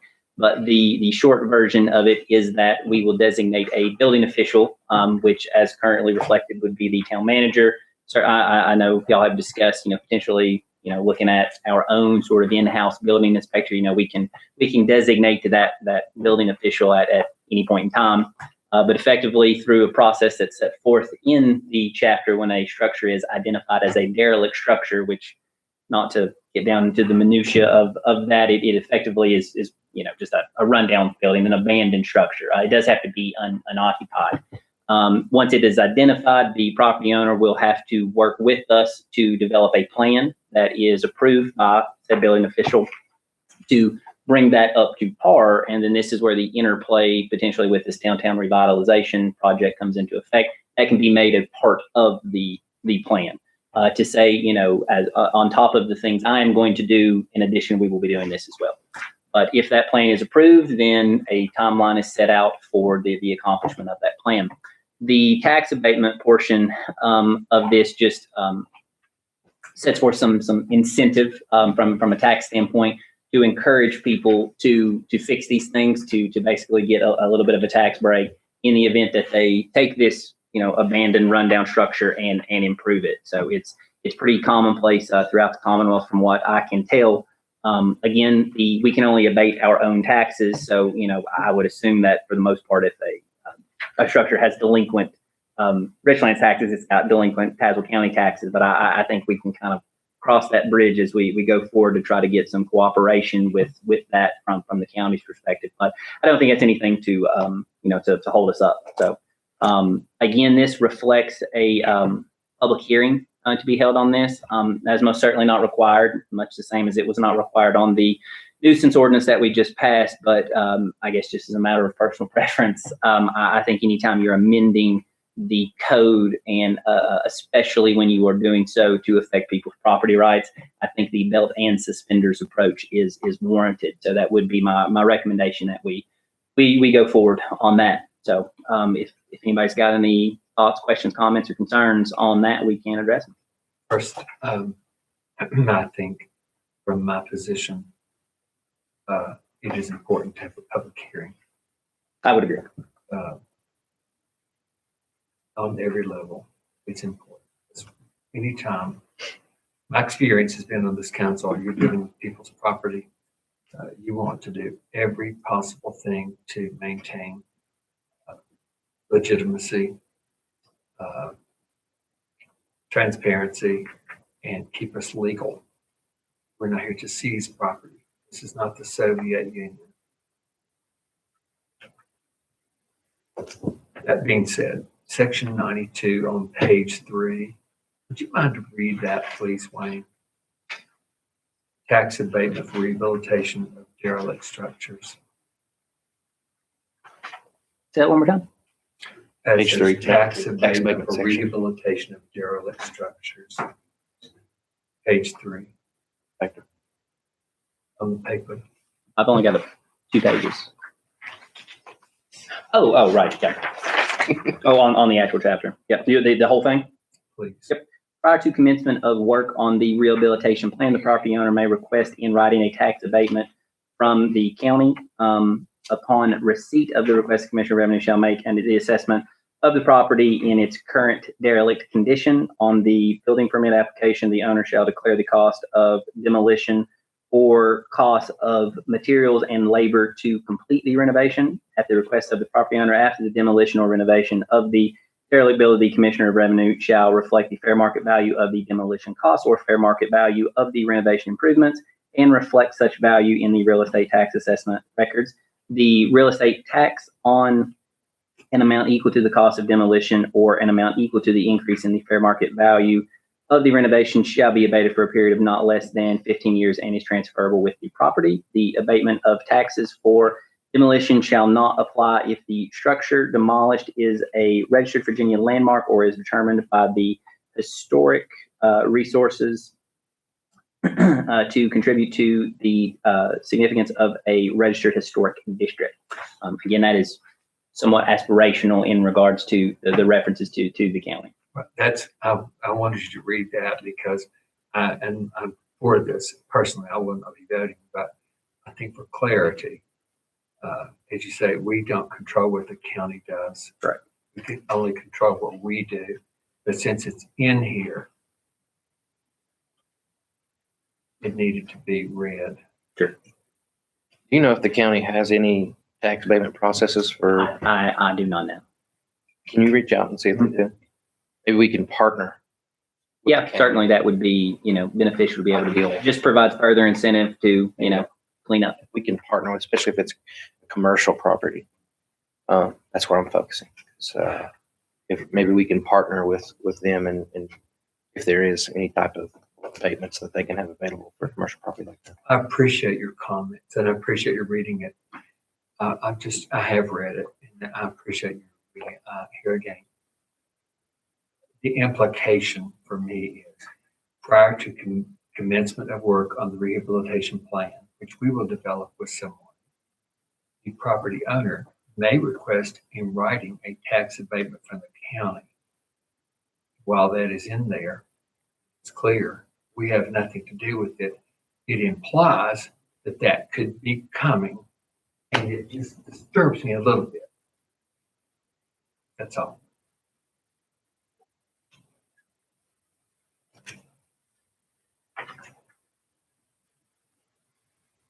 I can reach out. We can tinker with this. That's why we've got this elongated process. I'm not opposed, please know this, but sometimes when you put it in there, I think there is the implication. And unless you're a real careful reader, and I certainly far from it, but I think it could lead to a problem. And I'm glad you asked if we could reach out and see, Mike, what those abatements could be. I'm with you. Thinking. Yeah, I think the wording covers us as far as when it says may request. That tells me that, they can request it, but that doesn't mean they're going to get it. But I think we should work hard to work with the county and see if we can get it. And I don't mind if council would allow, I'll have those conversations with you to see if we can work out something. I know we don't have an economic development director currently, but maybe we can work together and figure something out and work with the county. I'm sure they'd be willing. I think that's good. I personally, I think it sounds okay and covers us, but I totally get what you're saying, and I feel like I appreciate that. Yeah, the words may and shall, we understand, but many people that's true. will not. Yeah. And I think that could be headaches.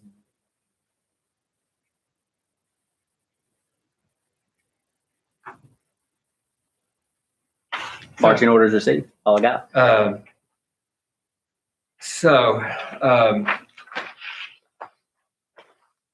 Do you want us to proceed?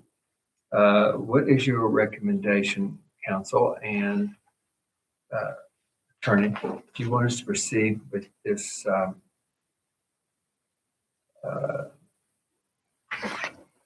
How do you want us to proceed? It's just first reading. We can have those conversations this week. We can tinker with that and just be in touch with everybody by email, and then we can try to get an updated copy of this, posted this week, and then we'll go about getting the public hearing scheduled.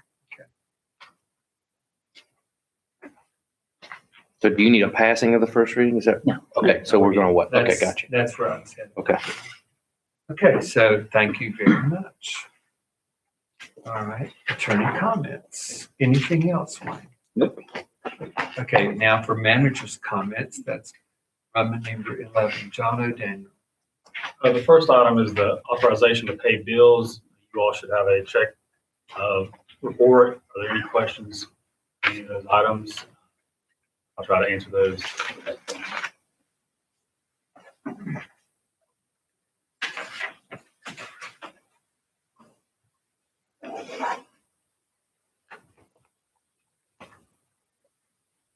They're here.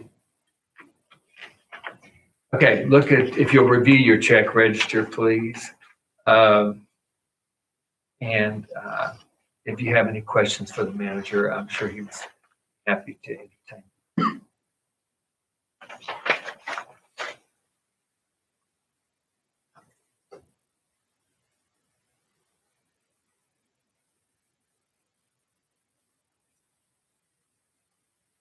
Make a motion, we authorize you to pay bills. I'll second the motion. All right, there's a motion by Jeff Hurst to pay the bills, to authorize the manager to pay the bills. It's been seconded by Mike Street. Is there any discussion? Who made the motion? Jeff, Okay. and seconded by Mike. Being no discussion, I'll ask Madam Clerk to please make a roll call. Logan? Yes. Mike? Yes. Doug? Yes. Mary Ann? Yes. Jeff? Yes. Motion carries. Thank you. Okay. So the next item for the manager is cell tower lease agreement. This is an item that I believe the council's talked about for several months now. We had a public hearing at the last meeting. Now we have the contract for approval. I'm asking the council to give me the authorization to enter this contract extension. Essentially, this is the cell tower we have. They've asked for a extension on that for up to 6 extensions of 5 years to up to 30 years. And they plan on, if we agree to this, they give us a $10,000 kind of a bonus for, agreeing to this extension. We will still get the same revenue fees that we receive on a monthly basis. And I believe there's actually You're elevated, aren't they? I think a 15% kicker for every few years to continue that amount to increase for the next 30 years. Could we tie that to inflation some way? The 15%, I would assume it's based on a consumer price index, some kind of factor that they built in. But I think it's just a 15% increase in the monthly payment, at different points in the lease extension. You need a motion to enter that agreement or just an okay? it's an approval to enter the contract. It's a contract extension. By motion. I'll make the motion. I'll second. Logan has made a motion for Mr. Daniel to enter an extension of the cell tower lease agreement. It was seconded by Mike Street. Any further discussion? Yes. Yes. Yes. Oh, wait, I had discussion. Oh, sorry. We got ahead of ourselves. Okay, it's discussion. I don't like it. I mean, if it were me, I would go back and tie it some way to inflation because you're going into 30 years and what you're getting, even at 15%, may be nothing later the way inflation's going to hit. So if it were me, I would go back and say, let's tie it to, Wayne could look it up, some kind of, tie it to the inflation. So if it goes wild. I don't know their appetite for negotiation. I think from at least my communication with the representative from the company, it was kind of hey, here's what we're offering. If you want to do it, great. If you don't, I think current lease is set to expire 2023, if memory serves on that. But I know in addition to that signing bonus, just going from memory, it increases the monthly rental payment. And then I believe it's after, is it 2023? There's a 15% uptick in the monthly rental fee. And then I think that continues to accelerate throughout the course if they exercise their options. So does this cell tower provide service, John, to us?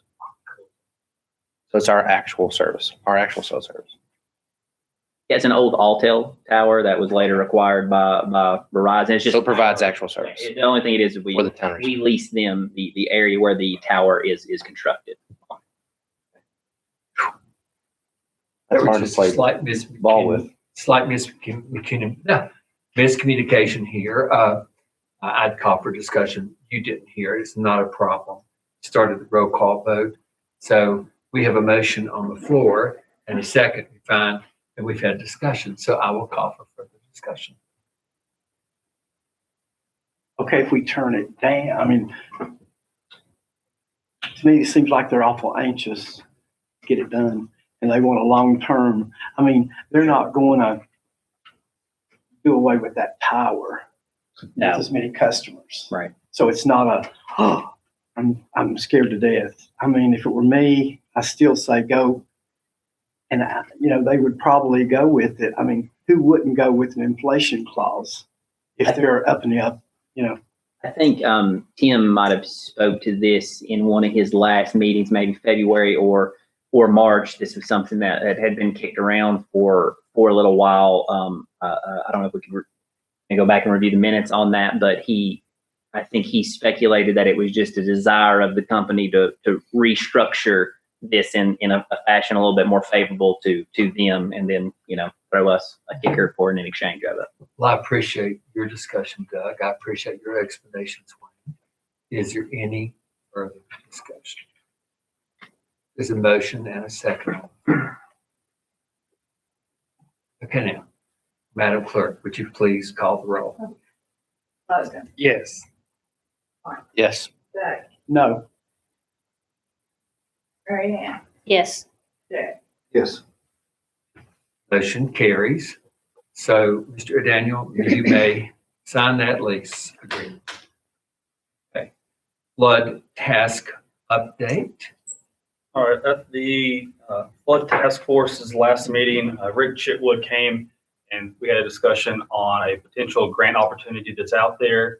And flood task force asked Rick's T&L to kind of go back and start revamping a proposal they had given us in the past to look at several other areas with the potential or the idea of going after this grant funding.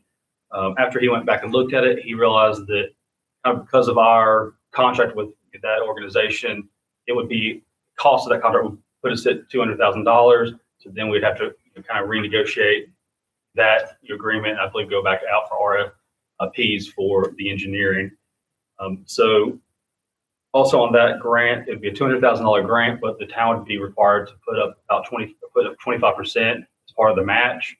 So I have some concerns that by the time we go out and find a new engineer, by the time that we apply for the grant, receive the grant, we're looking at getting very close to the timeline that we've been told the Army Corps would come in and potentially do a similar study. But I would imagine if they come in and we meet the requirements, those requirements for the grant are very similar to the requirements the Army Corps have in place. The grant would be a national pool for competition, and then similar to the Army Corps grant funding, their requirements. So I kind of ask the council either for some direction, or would you like to meet with flood task force, have a special meeting? Because I kind of like some direction on this, because it's kind of very political topic with flooding in town. So I don't feel like it's something that I want to make a decision on my own. I would like to get some input from council, so then we can have a little bit better idea of what direction we want to go. Understand the enthusiasm about wanting to try to go ahead and get something done with the grant, but I don't want to spend local resources if there's a potential to have Army Corps do it and there's no required match. May I ask, is my understanding correct? Army Corps, there's a period of waiting, approximately 2 years. If Army Corps comes, or when they come, I'll put it that way, to help us, what will our expenses be with the Army Corps? As I know, Anticipated. I would believe they would cover the costs. I haven't had a true discussion with anybody that represents them, but from what I'm hearing, that's what they would cover the cost of that research. Research and the fix. Fix kind of depend on, I guess, maybe what the results show. Okay.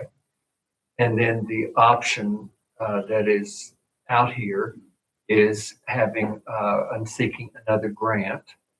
That is how much? Up to 200,000. Up to 200,000. What percentage of that would we be responsible for? 5%.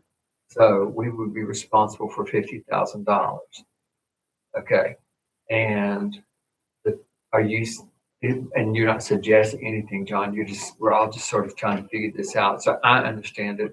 So if the time that it would take, because you have to get a new engineer to do this, is that what you're saying? We would at least have to go through the RFP process because of the amount.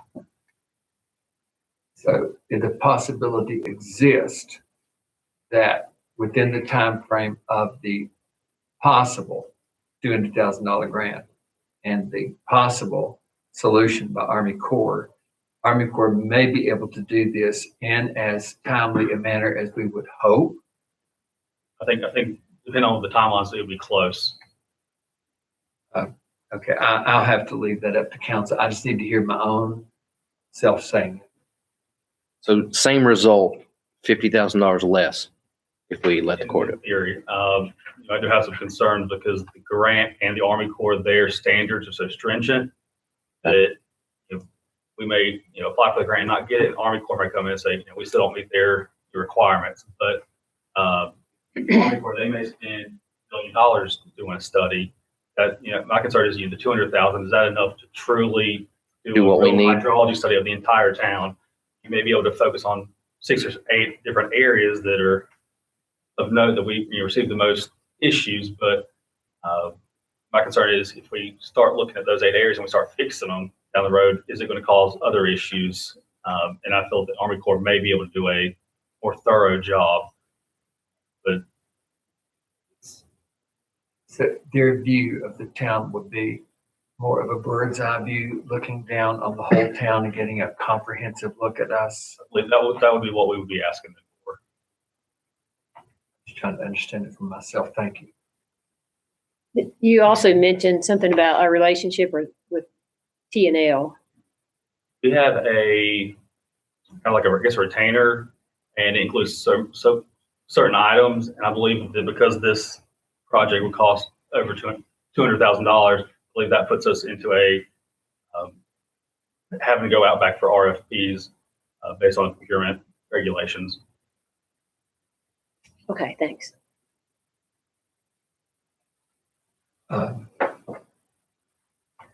John, on this update, do you want a consensus of the council, a direction from the council, a motion from the council? Just some kind of general input, you know. I would say a consensus then.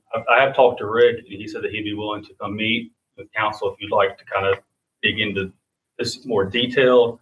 But you know, I'm going to leave it up to you. Council give me some kind of direction, so at least I can take it back to the flood task force with their request. What is the will of council, Logan? I know that we've been waiting for Army Corps of Engineers, but I think that they would do a much better or more thorough job, like you say.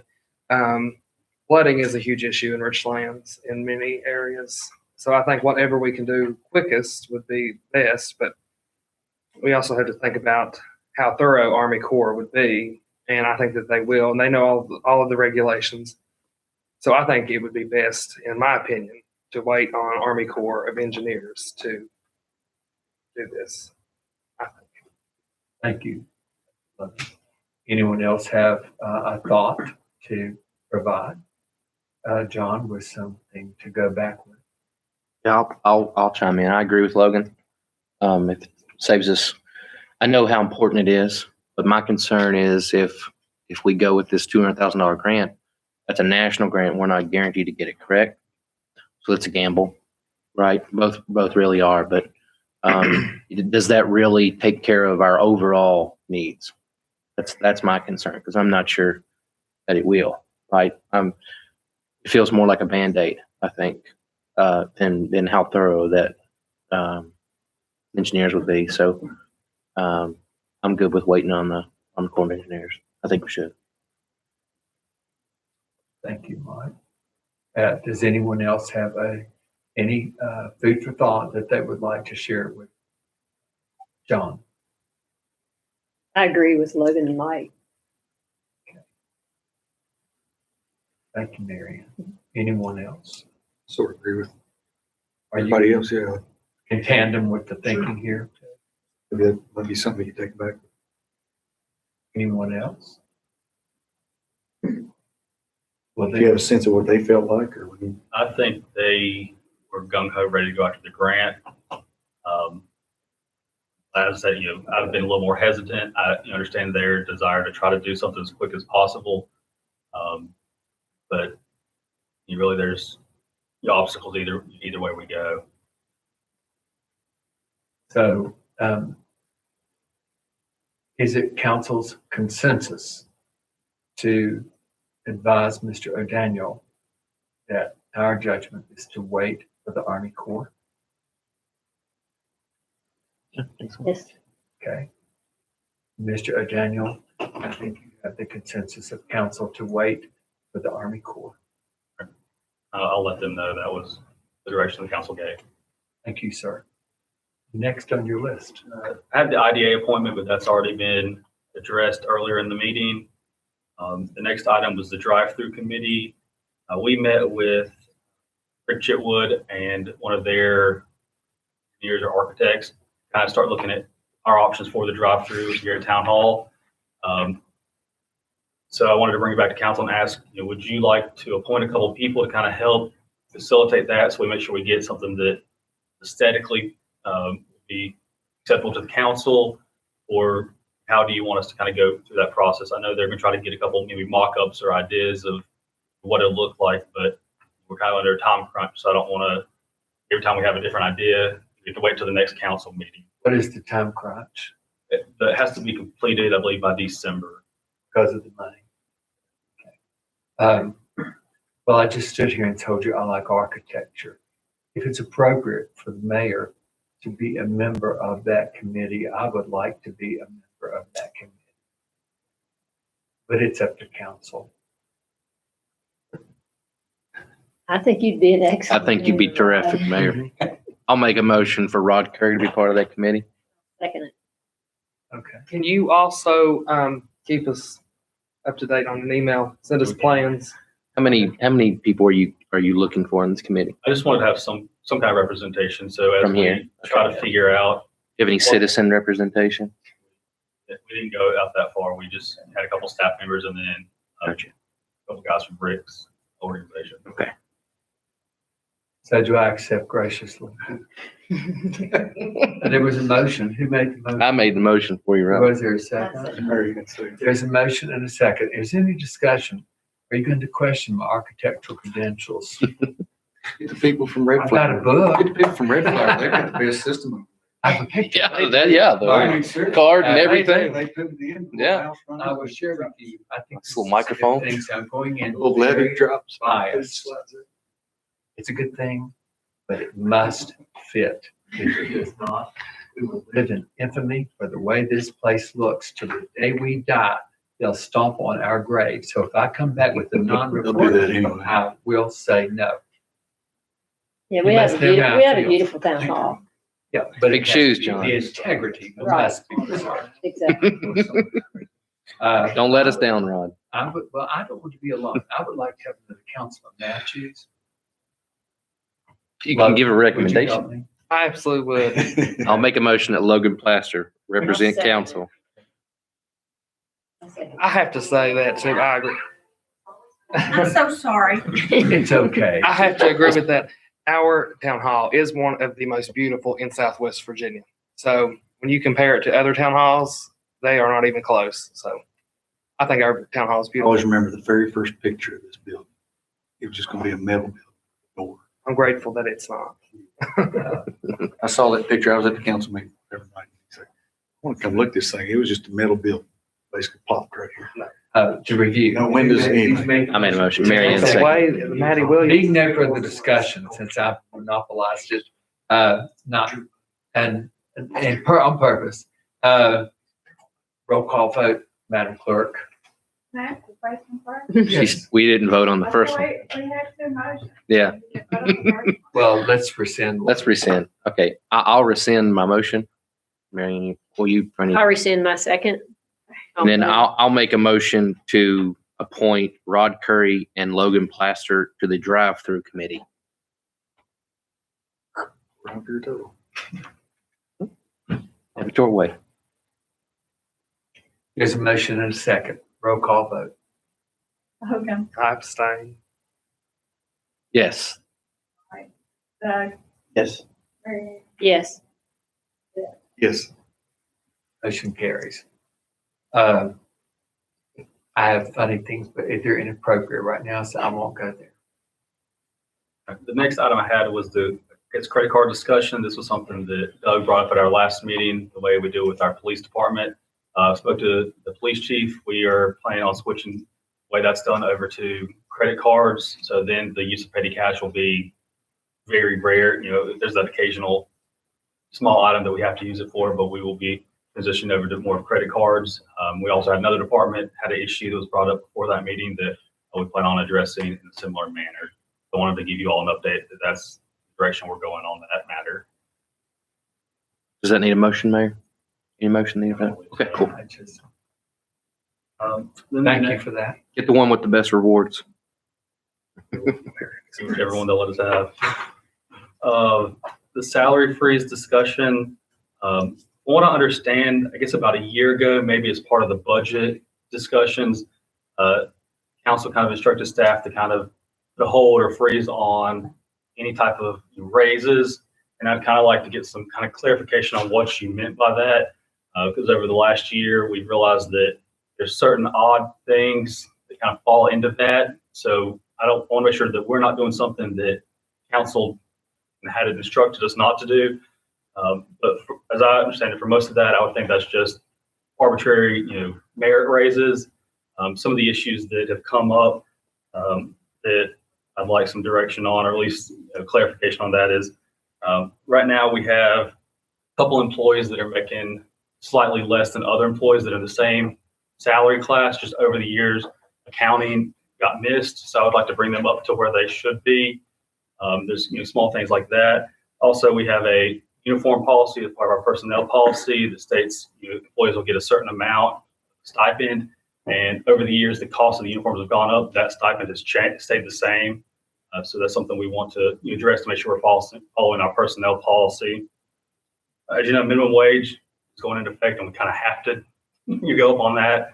I believe we had the first increase on that, and we have the second one following up in a few more months. And then we have several employees that were promised bumps as part of their hire, and it's kind of our standard practice where if they get a 6-month probationary period, there's a bump at the end of that. Some of our normal hiring practices that we kind of held off on. We still have been doing certifications, so if somebody gets a new wastewater certification or something of that nature, we still have been doing those bumps because it's tied to that certification that we sent them to school for, we wanted them to get. So I wanted to kind of go through those and see if council's fund us continue to do those increases, and if the true intent was for more of merit increases for certain employees, certain amounts of bumps and raises, or was your intent to kind of freeze even more than just kind of the arbitrary occasional merit raise? So I know it's a lot of information, but I'll try to. I'll speak, and I speak from a dim memory right now, but I really don't remember, maybe I'm wrong, that we actually used the word freezing any salaries. That may be my term, but that was just how I'll call on another member who's been here a while. Do you remember? Have the same problem remembering. I don't recall. And I think that's just something that we've allowed our town manager to do at your discretion. But Adrian could comment on that. She wouldn't mind.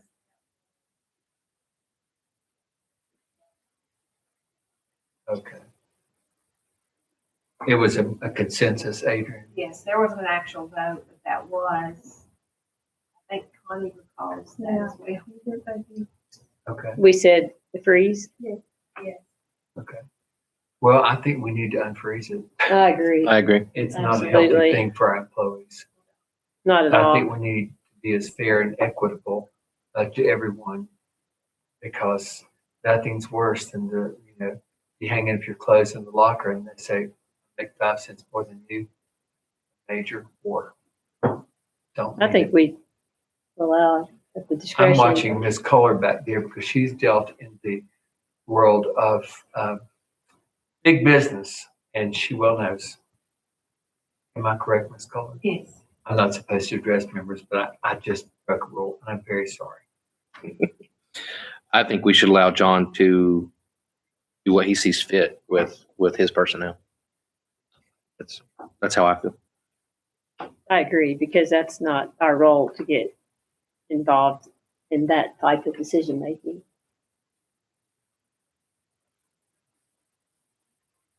Okay. Sounds to be all the input I needed on that. So Do you want a motion on that? I think In a motion to unfreeze. If there was a consensus before, I think a consensus is appropriate. Appropriate. Okay. Thank you. Ms. Malo, in all fairness, I asked Ms. Kohler, your husband runs a big store. Does he try to keep it even and keep everybody happy? Absolutely. I thought I should ask you. We got some pretty big pay gaps in Richlands, so I really appreciate how thorough Mr. Daniel has been, not just with this, but honestly with everything he's brought up. Okay. Well, thank you. Someone to break the rules evenly. And I apologize. Our memory must be really bad. Okay. So, John, we're down to downtown coordinated position. I don't know, Connie, did you pass out that? I went back and kind of changed the job description for what that position will be. So I wanted you all to kind of have a copy so you kind of understand the direction we're going on that. This position, we will start advertising, I believe, tomorrow. We have the ad ready to go. I just don't know if it got out today. We'll be advertising for that position as well as Director of Finance. And one more. Thank you. Director of Utilities. As you know, in the past, we had somebody that helped with their electrical system. So we're looking to start trying to recruit another, hopefully electrical engineer, somebody with some kind of electrical background to help with a lot of these questions we have on the electrical system, and trying to have somebody that's an expert in that field, we think will definitely help facilitate us doing and being as active and reactive as we can to help that utility system. So we have those 3 positions that'll be started advertising. I believe we're going to do about 3 weeks of advertising before we start our initial review. So if you have anybody that would be interested in any of these positions, please let us know. I believe the job description should be on our website in the next day or so, and we're starting that process. So that's utilities, that's economic development, and that's also finance. Right. All three go out tomorrow. Yes. And Okay. we'll try to get those on several different websites, and if you have any other resources or groups you think that may be worth sending that information to, let us know. We'll definitely push it as many places as we can to get the best candidates we can. Did you talk to Wayne about VML? Putting it on, does VML have a place to put these? Yeah, on the forum you can. It's not like a. Awesome. Let's put it out as far as we can. Do you have everything you need for those 3 positions as far as our RFP? Okay. The next item was the budget public hearing. At the last meeting, there's some questions about how that's going to take place. Right now, we don't have any rules, kind of how we do for the public comments.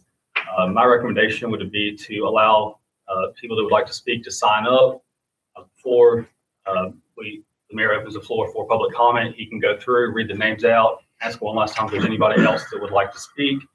And at that time, I close the sign-up sheet, and then everybody that's signed up have the opportunity to speak. As of right now, we have it set for 3 minutes per speaker. So that's at the discretion of the board. If we have 25 people show up, I'd recommend we keep it to 3. But if you have 5 people show up, then you have to council to allow any additional time. That's kind of our plan on how that'll take place. So I wanted to make sure everybody's on the same page. So there's no question. Nobody feels like they didn't have an opportunity to speak. That's our plan on how we'll conduct that public hearing. The floor is open for comments or discussion on John's proposal. This is for our public hearing for the budget next Tuesday. I guess it's really hard to predict how many people would be here. I mean, I hope there's a lot. In the past, we haven't had many, so I hopes also that we have many, and I just think we stay here all night if we have to. Everybody deserves, everybody deserves 3 minutes. It's okay. And then like you said, if we're surprised and we don't have many, give them more time, but. We are going to look at trying to maybe squeeze a couple extra chairs in here, but we'll also have some chairs out in the lobby. Try to prepare for, make sure we try to prepare for as many as we can. We've looked at potentially moving this room around, but because we know the audio works, I want to make sure that we don't mess with that. So then when we get to the discussion part, the people that are online are still able to hear. I don't want them to feel that we've done something to try to conceal that discussion. Do you plan on having a person come in, like when they say what they're going to say, then they leave and let another person come in? Is that? It would depend on, if they get here and they already have a seat, they could stay, but we'll definitely have somebody, if there's people that have to be outside, to make sure we convey that who's up next. What have we done in the past? How's it been done in the past? Everybody set up there. Yeah, and we Well, would the have council was up here. maybe 3 or Should 4 we limit them? people. We limit them to a time? No. Per speaker? Yeah. Yeah, he was suggesting 3 minutes. What did we do in the past? What was that? No, we didn't. I don't think it was limited to a time. And I think the goal is not to restrict people, but to be able to have an equal amount of time for all the people that we anticipate coming, because there's been a lot of discussion, be open about it, right? About no taxes, mixed taxes, whatever, and we want to be here to hear them all. So that's how it's been in the past, nothing. But I do think it's wise to have some kind of time frame. What do you think, Mike? I'm okay with it. I always like a streamlined process. As long as we can make sure that our folks that are wanting to talk know that they have that. I don't want them to come in and, be, taken back by the fact that we have timed them. But I mean, I can go either way. It doesn't, either one, as long as they're coming and sharing their concerns. Okay, either way. Well, here's something. 3 minutes was an arbitrary figure. And he said it's council's discretion. They want more time. But I think personally, what the chair thinks that to set a time ahead and not change it at the last minute is wiser or prudent. So that as of tonight, the person knows that they had 3 minutes, 4 minutes, or 5 minutes, but it will be the same for every speaker. Whatever that is, I think the council, I was listening very carefully to your desire to have everyone be able to be heard. So the 3 minutes can be altered to whatever council thinks. This is not in stone at this point. Well, I think it's good that we have a discussion about a plan, Yes, we need a plan. but could be flexible based on the attendance. Something tonight, say this is it, and then if we see fit, we could change it, but I'll defer to council. I'm good either way. Council, doesn't matter to me. Logan, you guys? 3 minutes, good. I think 3 minutes is 3 fair. minutes. 3 minutes. Okay, so is the consensus of council to have a sign-up sheet at the door so that any people who come to speak on the budget will put their name down? And did you have address on that too? I think as long as we got, have their name. And then when they speak, generally we like names and addresses if we need to contact them so that we're all on the same page when they actually come to speak. And they'll have 3 minutes each to present their case, their feelings. And Brian, will you be able to be here? I will. Don't Thank forget you for that your clock. invaluable service. It really is meaningful. So are we good with that? And we'll go until we have finished hearing everyone. That's what a public hearing is. We're hearing the public. It's not a lot of exchange. We're hearing what they've got to say. So I suggest that we go with that, but let's have a consensus. Is there, I can't call for a vote. Logan, consensus, 3 minutes? Yes, Mike, that's fine. Doug, okay with that? Mary Ann? Jeff, okay, 3 minutes. And what do you think about when we close the book that they're going to sign in? That's it, because people could start piling in later and it could become cumbersome to keep order. But that's a thought I've had. What do you think? I think so long as that is advertised that way. That would be at the fair. beginning of the meeting, what is it, 6? What is it starting at? 6. 6 o'clock? That you must sign up by 6 o'clock in order to be heard. I agree. What would a starting time be to sign up in case folks want to come early? I talked about that with John and I'll let him address that. We can have it probably available 5:30, 5:45. We'll have it available when we unlock the doors. How about 5:30? Does that seem reasonable? A half an hour? Are you okay with that, John? I mean, you're the guy here in the town hall. So the book will be available, the sign-in book will be available from 5:30 to 6. They'll put their name down and it's about the budget and each person will have 3 minutes to speak. And when they come to the podium, they will be asked to state their name and address for the record. Does that sound clear and fair to everyone? Clear and fair? Could you give them, excuse me, could you give them 6:10 after the meeting starts? There's always somebody late. I would not do it, Doug. That's just my thing. It's really a council decision. I just figured that when you get the list, you say, we're getting ready to start. Is there anybody else that wants to sign up? and nobody speaks up at that point, it's so maybe 6:02, 6:03, you know, You could do a last call. I You could do a last call if somebody comes in. Yeah. Leeway, in what I'm doing. Yeah. Okay, and that answers that. Well, I think that's good. I think that's a good suggestion. when we post the agenda on Facebook, we'll put a little blurb on there kind of explaining, you know, how that will work so that anybody that sees it on Facebook that plans to attend, I think that'd be the most effective way to get that information out there. Okay, I think so. Any other suggestions from council on how to have the most effective public hearing for us and for the people, our constituents? Okay. Next, John. Access channel. All right. This was an item that Logan brought up earlier, but as you know, our IT director has turned in his resignation. So this was an item that I told him to kind of hold off on because right after the council approved to make that purchase, we started getting all the complaints on the audio. So I didn't want to go out and buy a new piece of technology if we were still going to have the audio issues. I want to make sure we address the audio issues before we made any more changes. So we had a couple of conversations this week about go ahead and making that purchase. But with him no longer being here, I didn't want to order it. And then we have your camera or whatever, maybe just sitting in a box without somebody to get it all set up. So we're kind of on hold on that. The council wants us to go ahead and move forward. We'll go ahead and order it.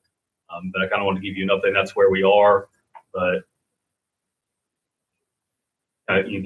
so I asked for some direction on that. If it's something you want us to go ahead and do, or if I'm just holding off until we decide what direction the IT department will be taking. As bad as we need the upgrade, though, I think we have to wait. I mean, I'm sure that someone has enough tech that they can set it up. There's someone on the police force that's pretty good at that, as far as setting it up. And, you know, we could get help, you know, from him, or I'm sure there's some tech people, you know, some of the town employees that could help us out. How complicated is it? I'd have to defer to the person that recommended it. How complicated is it, Frank? Two options. One, if the streaming part works, you'll do everything from here. If it doesn't, you can't stream it to the player at the police station, then they'll have to be a fiber connection from here to there. The biggest problem is Spectrum will not allow HD quality. They only allow 1080i or 720p. So On the access channel, right? So any video that you have to put in, you've got to convert down from a high definition. Ugh. It's nasty. Okay. I'm sure we can, if we had to have someone come in and set it up the first time for us, you know, like Who's going to do it? there's plenty of IT people in town that could set it up for us for $100 at night. You know, I'm sure. Can I make a motion that Doug find a person to put it up? I'll find you a person. Yeah. For $100. For $100. Are you taking the rest if it's more than 100? The chair is thinking that, Mary Ann, your suggestion was to what, wait? But I have to admit, my tech skills are extremely weak. And so when Frank speaks, that makes me nervous that we could find the proper person. But if Doug's confident, but I would prefer. I'm not insinuating anyway there are not IT tech savvy people in Richlands. There's probably any number of people in Richlands that could take that design and implement the system. Mathis Recording could do it. He actually gave us a quote for the exact same system. Who's that? But his installation charge was way above $100. What was the charge? What was the estimate? I think it was like $1,500 to install plus train. You got to train somebody how to use it. I want to suggest something here, but it's the council's will. Right now, my mind is stuck on who, how much, and as desperately as we need it, I think we need to give it just a little thought. My suggestion. My thinking is, if we buy the equipment from someone, I think they would give us a better deal setting it up. I mean, everything I buy, I mean, they agree to set up the software. You know, and I'm sure he'll do it less than that if we buy the equipment from him. And I think it's important. I mean, $1,500. I think it's important for those people to hear what we're all about in council, what we're doing, so they can understand what we're voting for and how we're spending their tax money. And we're quibbling over $1,500 to get the word out to the whole community. I mean, I think that's kind of not a good thing. When our budget is, what, 16 million, if you count everything, or 6 million something for the, other than the electric. I mean, $1,500 to educate your community and let them see how council's functioning. I think that's a little ludicrous. Logan has something to say. Yes. I think that since we've already appropriated that or, asked them to do it, I think we should do it. I've had several complaints from citizens, that said, I don't have a computer or, something that they can watch the meetings online on YouTube. So I think the access channel is a very important thing. And especially for older citizens that may not be as tech savvy, they can select the channel on the television and they're ready to go. So it is my opinion, and I think we should, since we've already said to do it, I think we should go ahead and do it. Well, that makes good sense. I'm thinking, Doug, you know someone, and I was thinking of someone too. But I think in order to remove us from any hint of impropriety and giving someone business, like me, I'll get you this job, I think we should charge you to do that. I was thinking the same thing. Okay. It would put Doug in a precarious position. I was about to spout out a name, someone that really knows it, but I think it would be inappropriate. It's like I'm currying favor with someone. And I don't want to do that. Okay. I agree. I'm good with going ahead and getting it and leaving it up to you to, I hate to put more on your plate, but leaving it up to you deciding, who should be the one to do it and how that looks. And okay.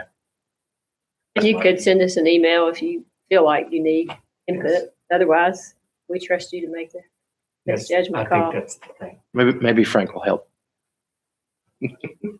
Over. And if we don't like it, John, Oh, a little bit of humor goes along. yeah, that's what I'm Thank you thinking. so much. Great guy. All right. So we're down to Jonah. I received an email from the county, I believe, several months ago. This board kind of put together a proposal to the county on sale of capacity and water to county project. They've essentially come back with a counter offer. So I wanted to ask council, do you want to have a discussion on just that item, the whole council? Do y'all want to designate a couple representatives? How do you want to handle this kind of negotiation with the county? They asking to sit down? Yeah, they asked for a sit down this week, but I told them that wasn't going to be possible because we didn't have a committee or designated individual to help work on that topic on our behalf. Why couldn't they address the whole council? I guess in theory they could. Yeah, I think he can't. I think he's just looking for a direction. I'm good either way. I think council. Okay.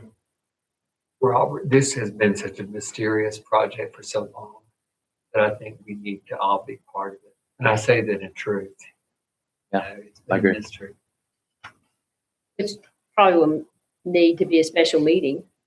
I would think so. And then we'd be able to go to closed session for contract negotiations. So I'll reach out to the county and see maybe a couple of dates and some options, and then hopefully we can get everybody on the same page to try to have that meeting.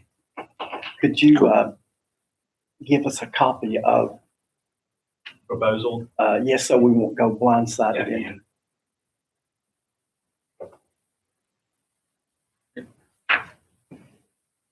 Miscellaneous. A couple of the items I had have already been touched on. Dispatch, we have a couple meetings scheduled for town staff as well as the county and the sheriff, go over some last minute details on how that whole process will be shifted over. We've also had discussions with them where after the first 30 days, have another meeting to kind of go over what went well, what issues came up. So we're trying to ease into that transition so that everybody's on the same page. And if any issues arise, we know who to contact to address those as they come up. As I mentioned, we have 3 job advertisements that are going out here shortly.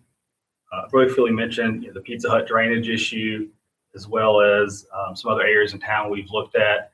We're trying to find solutions on the best way that we can help facilitate some of those corrective actions at cheapest options as well. And I hope to have a list of those for further discussion, hopefully at our July meeting, so then I can get some direction on council, because I'm sure some of those projects are not going to be cheap. So if it is something that we're going to move forward with, definitely need to get some prioritization on those, so then we can, when people ask why their project was done or why one was done over another, it was because this was the process we went through.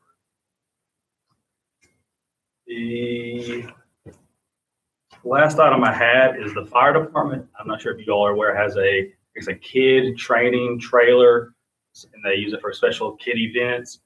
Kind of simulates smoke in a house, how to crawl out and get out safely. It's something that when we first got it, I understand that we used it very frequently. It's something that we don't use that often anymore. Most of the time we let other towns borrow it for their events because it's something they like to have. We have had a town approach us about donating it to them, and it's something that I'd like to put out to council. I believe right now it costs us about $400 a year in liability insurance, and this is the request that came from the fire chief, asking us for the authority to donate that property to another municipality. I would like to get some feedback on that before we take that step. So that request come from the fire department? Yes. I think if that's his recommendation, we should respect that. Absolutely. Any objections? All right, we'll start moving forward on that. I believe that was all I had for now. Can I add one thing that, Mayor, on his comments? One thing I forgot.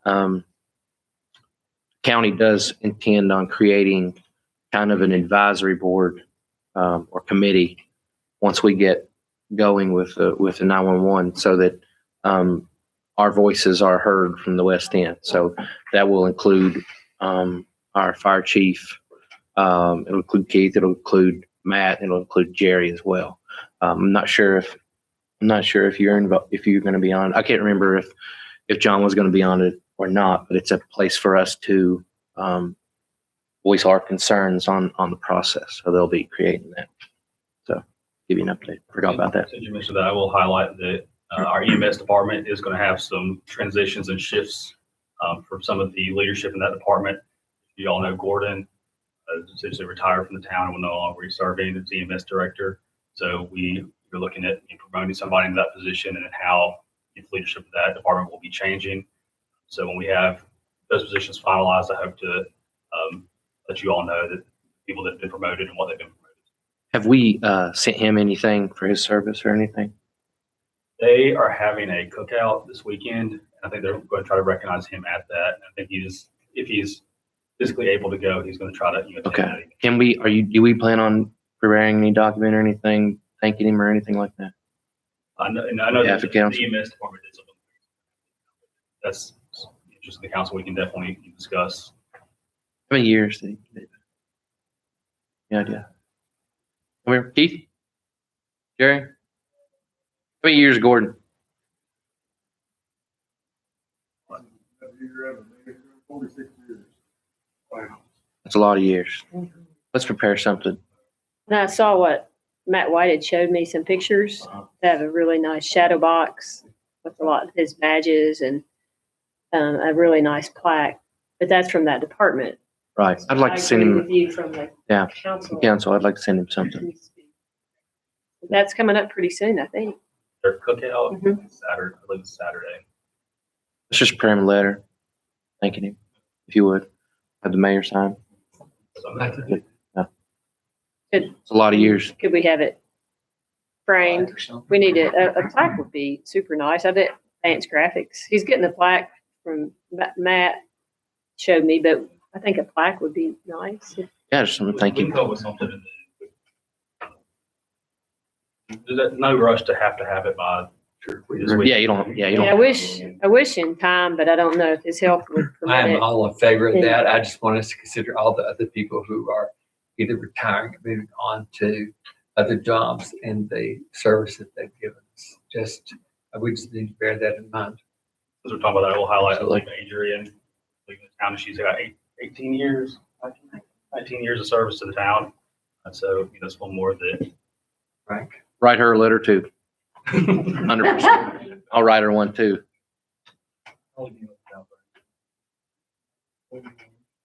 There's another letter. I'm just suggesting, I like the idea, but right now in the wake of several people leaving us, we need to be remembering We do. everyone. Absolutely. Absolutely, we do. We thank I would them all. just like to comment that I know Gordon's health is his reason and that everyone continue to keep him in your prayers, but pertaining to Adrian and to Frank, I just personally think that's a major loss to our town and will be extremely difficult positions to fill with the knowledge and, more importantly, the passion that they have for the success of our town. I agree 100%. 100%. I think that Frank's done a terrific job, and I'm biased, but I think Adrian is irreplaceable. And I want her to know that. So we need to draft a letter of recognition for all.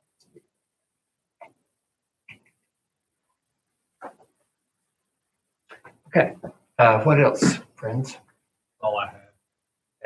We are into executive, item 12, executive closed session pursuant to Virginia Code section. Now, Wayne, would you like me to read all these at one time? I can get us in if you'd like. Well, I'm trying. If I mess up with my O's and my zeros and whatever, just forgive. So. Better not happen again. You know it's going to. I'll try. So, motion to the mayor. Okay, I will receive a motion. The chair entertains that the motion that the mayor and members of council convene an executive closed session for the purpose of discussion of personnel, town attorney position, which is 2.2-3711A1. Also, that's at the, okay. And 2.2-3711A7, actual or probable litigation. 2.2-3711A5, discussion concerning prospective business where no previous announcement has been made. And 2.2-3711A8, legal issues regarding issues in conflict of interest and economic incentives. So there are 4, we're going in under 4 codes. So do I have a motion to that effect? I'll make that motion. Mike has made the motion. Is there a second? I'll second it. Mary Ann has made the second. Is there any discussion? Madam Clerk, roll call. Logan, Yes. Mike, Yes. Doug, Yes. Mary Ann, Yes. Beth. Yes. Okay, we will go into closed session.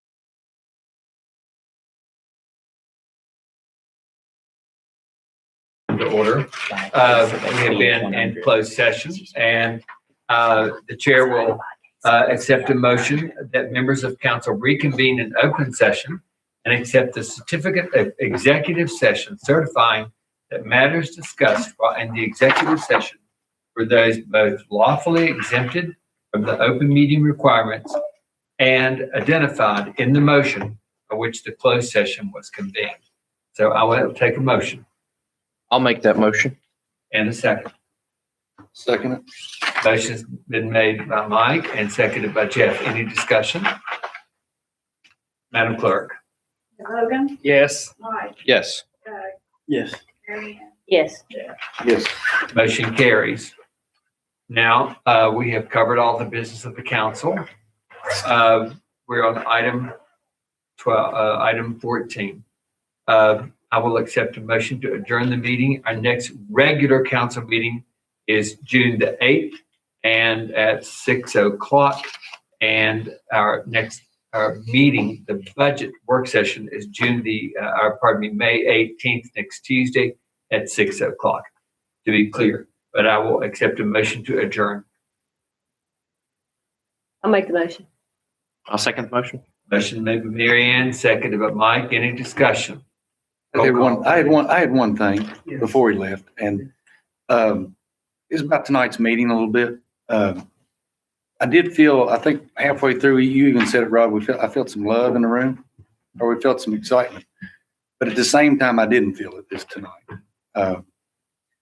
And, it's a matter of, we all stick our necks out here, and we all volunteer, and we have,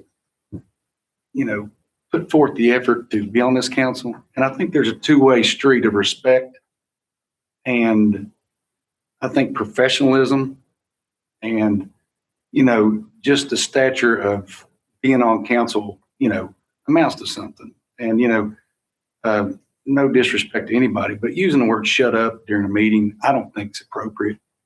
And I didn't think it was called for. It's not appropriate to not let someone speak either and to interrupt.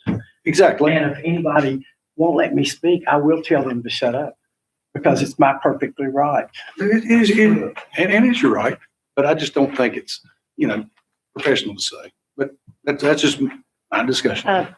I appreciate, Jeff, you're sharing that. Excuse me. Okay, go ahead, Jeff. I was just saying that. I wouldn't want somebody saying it to me, and I would never say it to one of you guys. I just wouldn't. Because I respect what you say and how you say it, and you're here to say your piece, and you're here because you guys were elected officials. And I think, you can speak at any time, but there's certain times of order in a meeting that you can speak and not speak. And I think, Rod, you've done a great job of trying to structure meetings over the last 2 or 3 times to enhance it. I fall short, and I said it tonight. And we all fall short. I'm not a big prayer, but these have been the most sincere prayers I've ever said. I fall short of the glory of God every day of my life.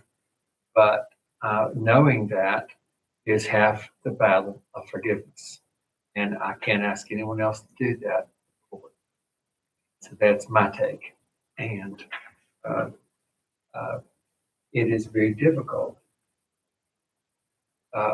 when you have members of the audience who really attack a member of council. I'm not offending anybody, but I think that's difficult. There's nothing you can really do but just listen. And that's it. So it was my first experience with it. So I just, like I said, it really, it's hurt me all night. But one thing that Logan and I talked about, and we were going to get with Wayne, even before Logan got on council, I had been speaking with you about code of conduct for council. And it's not Wayne's fault. He had some time and I didn't have the time. And then we just haven't had the time. But when we hire a new attorney, I think once that person can get up and going, Logan, I don't know if you're still interested. I am very much. If the council approves and the mayor that we meet with the attorney, we need a code of conduct. We do, and we need some professional advice. I have Google. I've been, I ever thought and what my, I'll put these in air quotes, powers are. The broad power of the mayor is to maintain order. I've tried to read about different ways to do things, and successful in some, not in others. But if any member of council or the audience refuses to be orderly, you don't have a whole lot of choice. And I did consult with, not Wayne, because I didn't want to put him in a hard spot. One of my friends is a former Assistant Attorney General of Virginia, retired.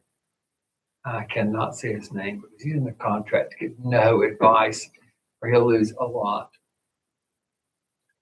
And he said, in the event it is in your authority to remove someone, do I want to do that?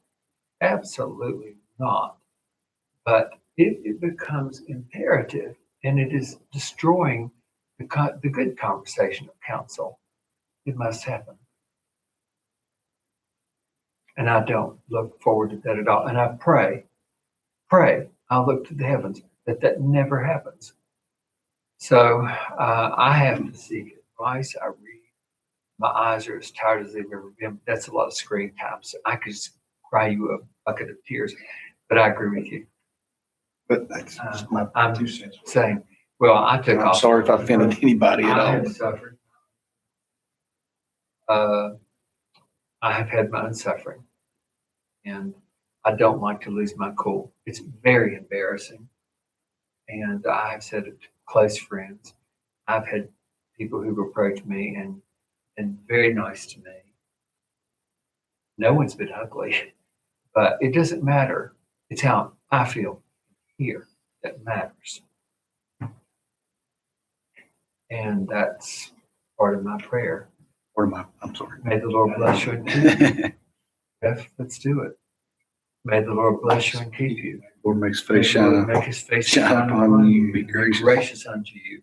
May the Lord lift up his countenance upon you, give you peace. So we have a motion to adjourn. A second. Did we take it a roll call vote? No. Would you do it, please? Logan, Yes. Mike, Yes. Mary Ann, Yes. Joe. Yes. The meeting is adjourned.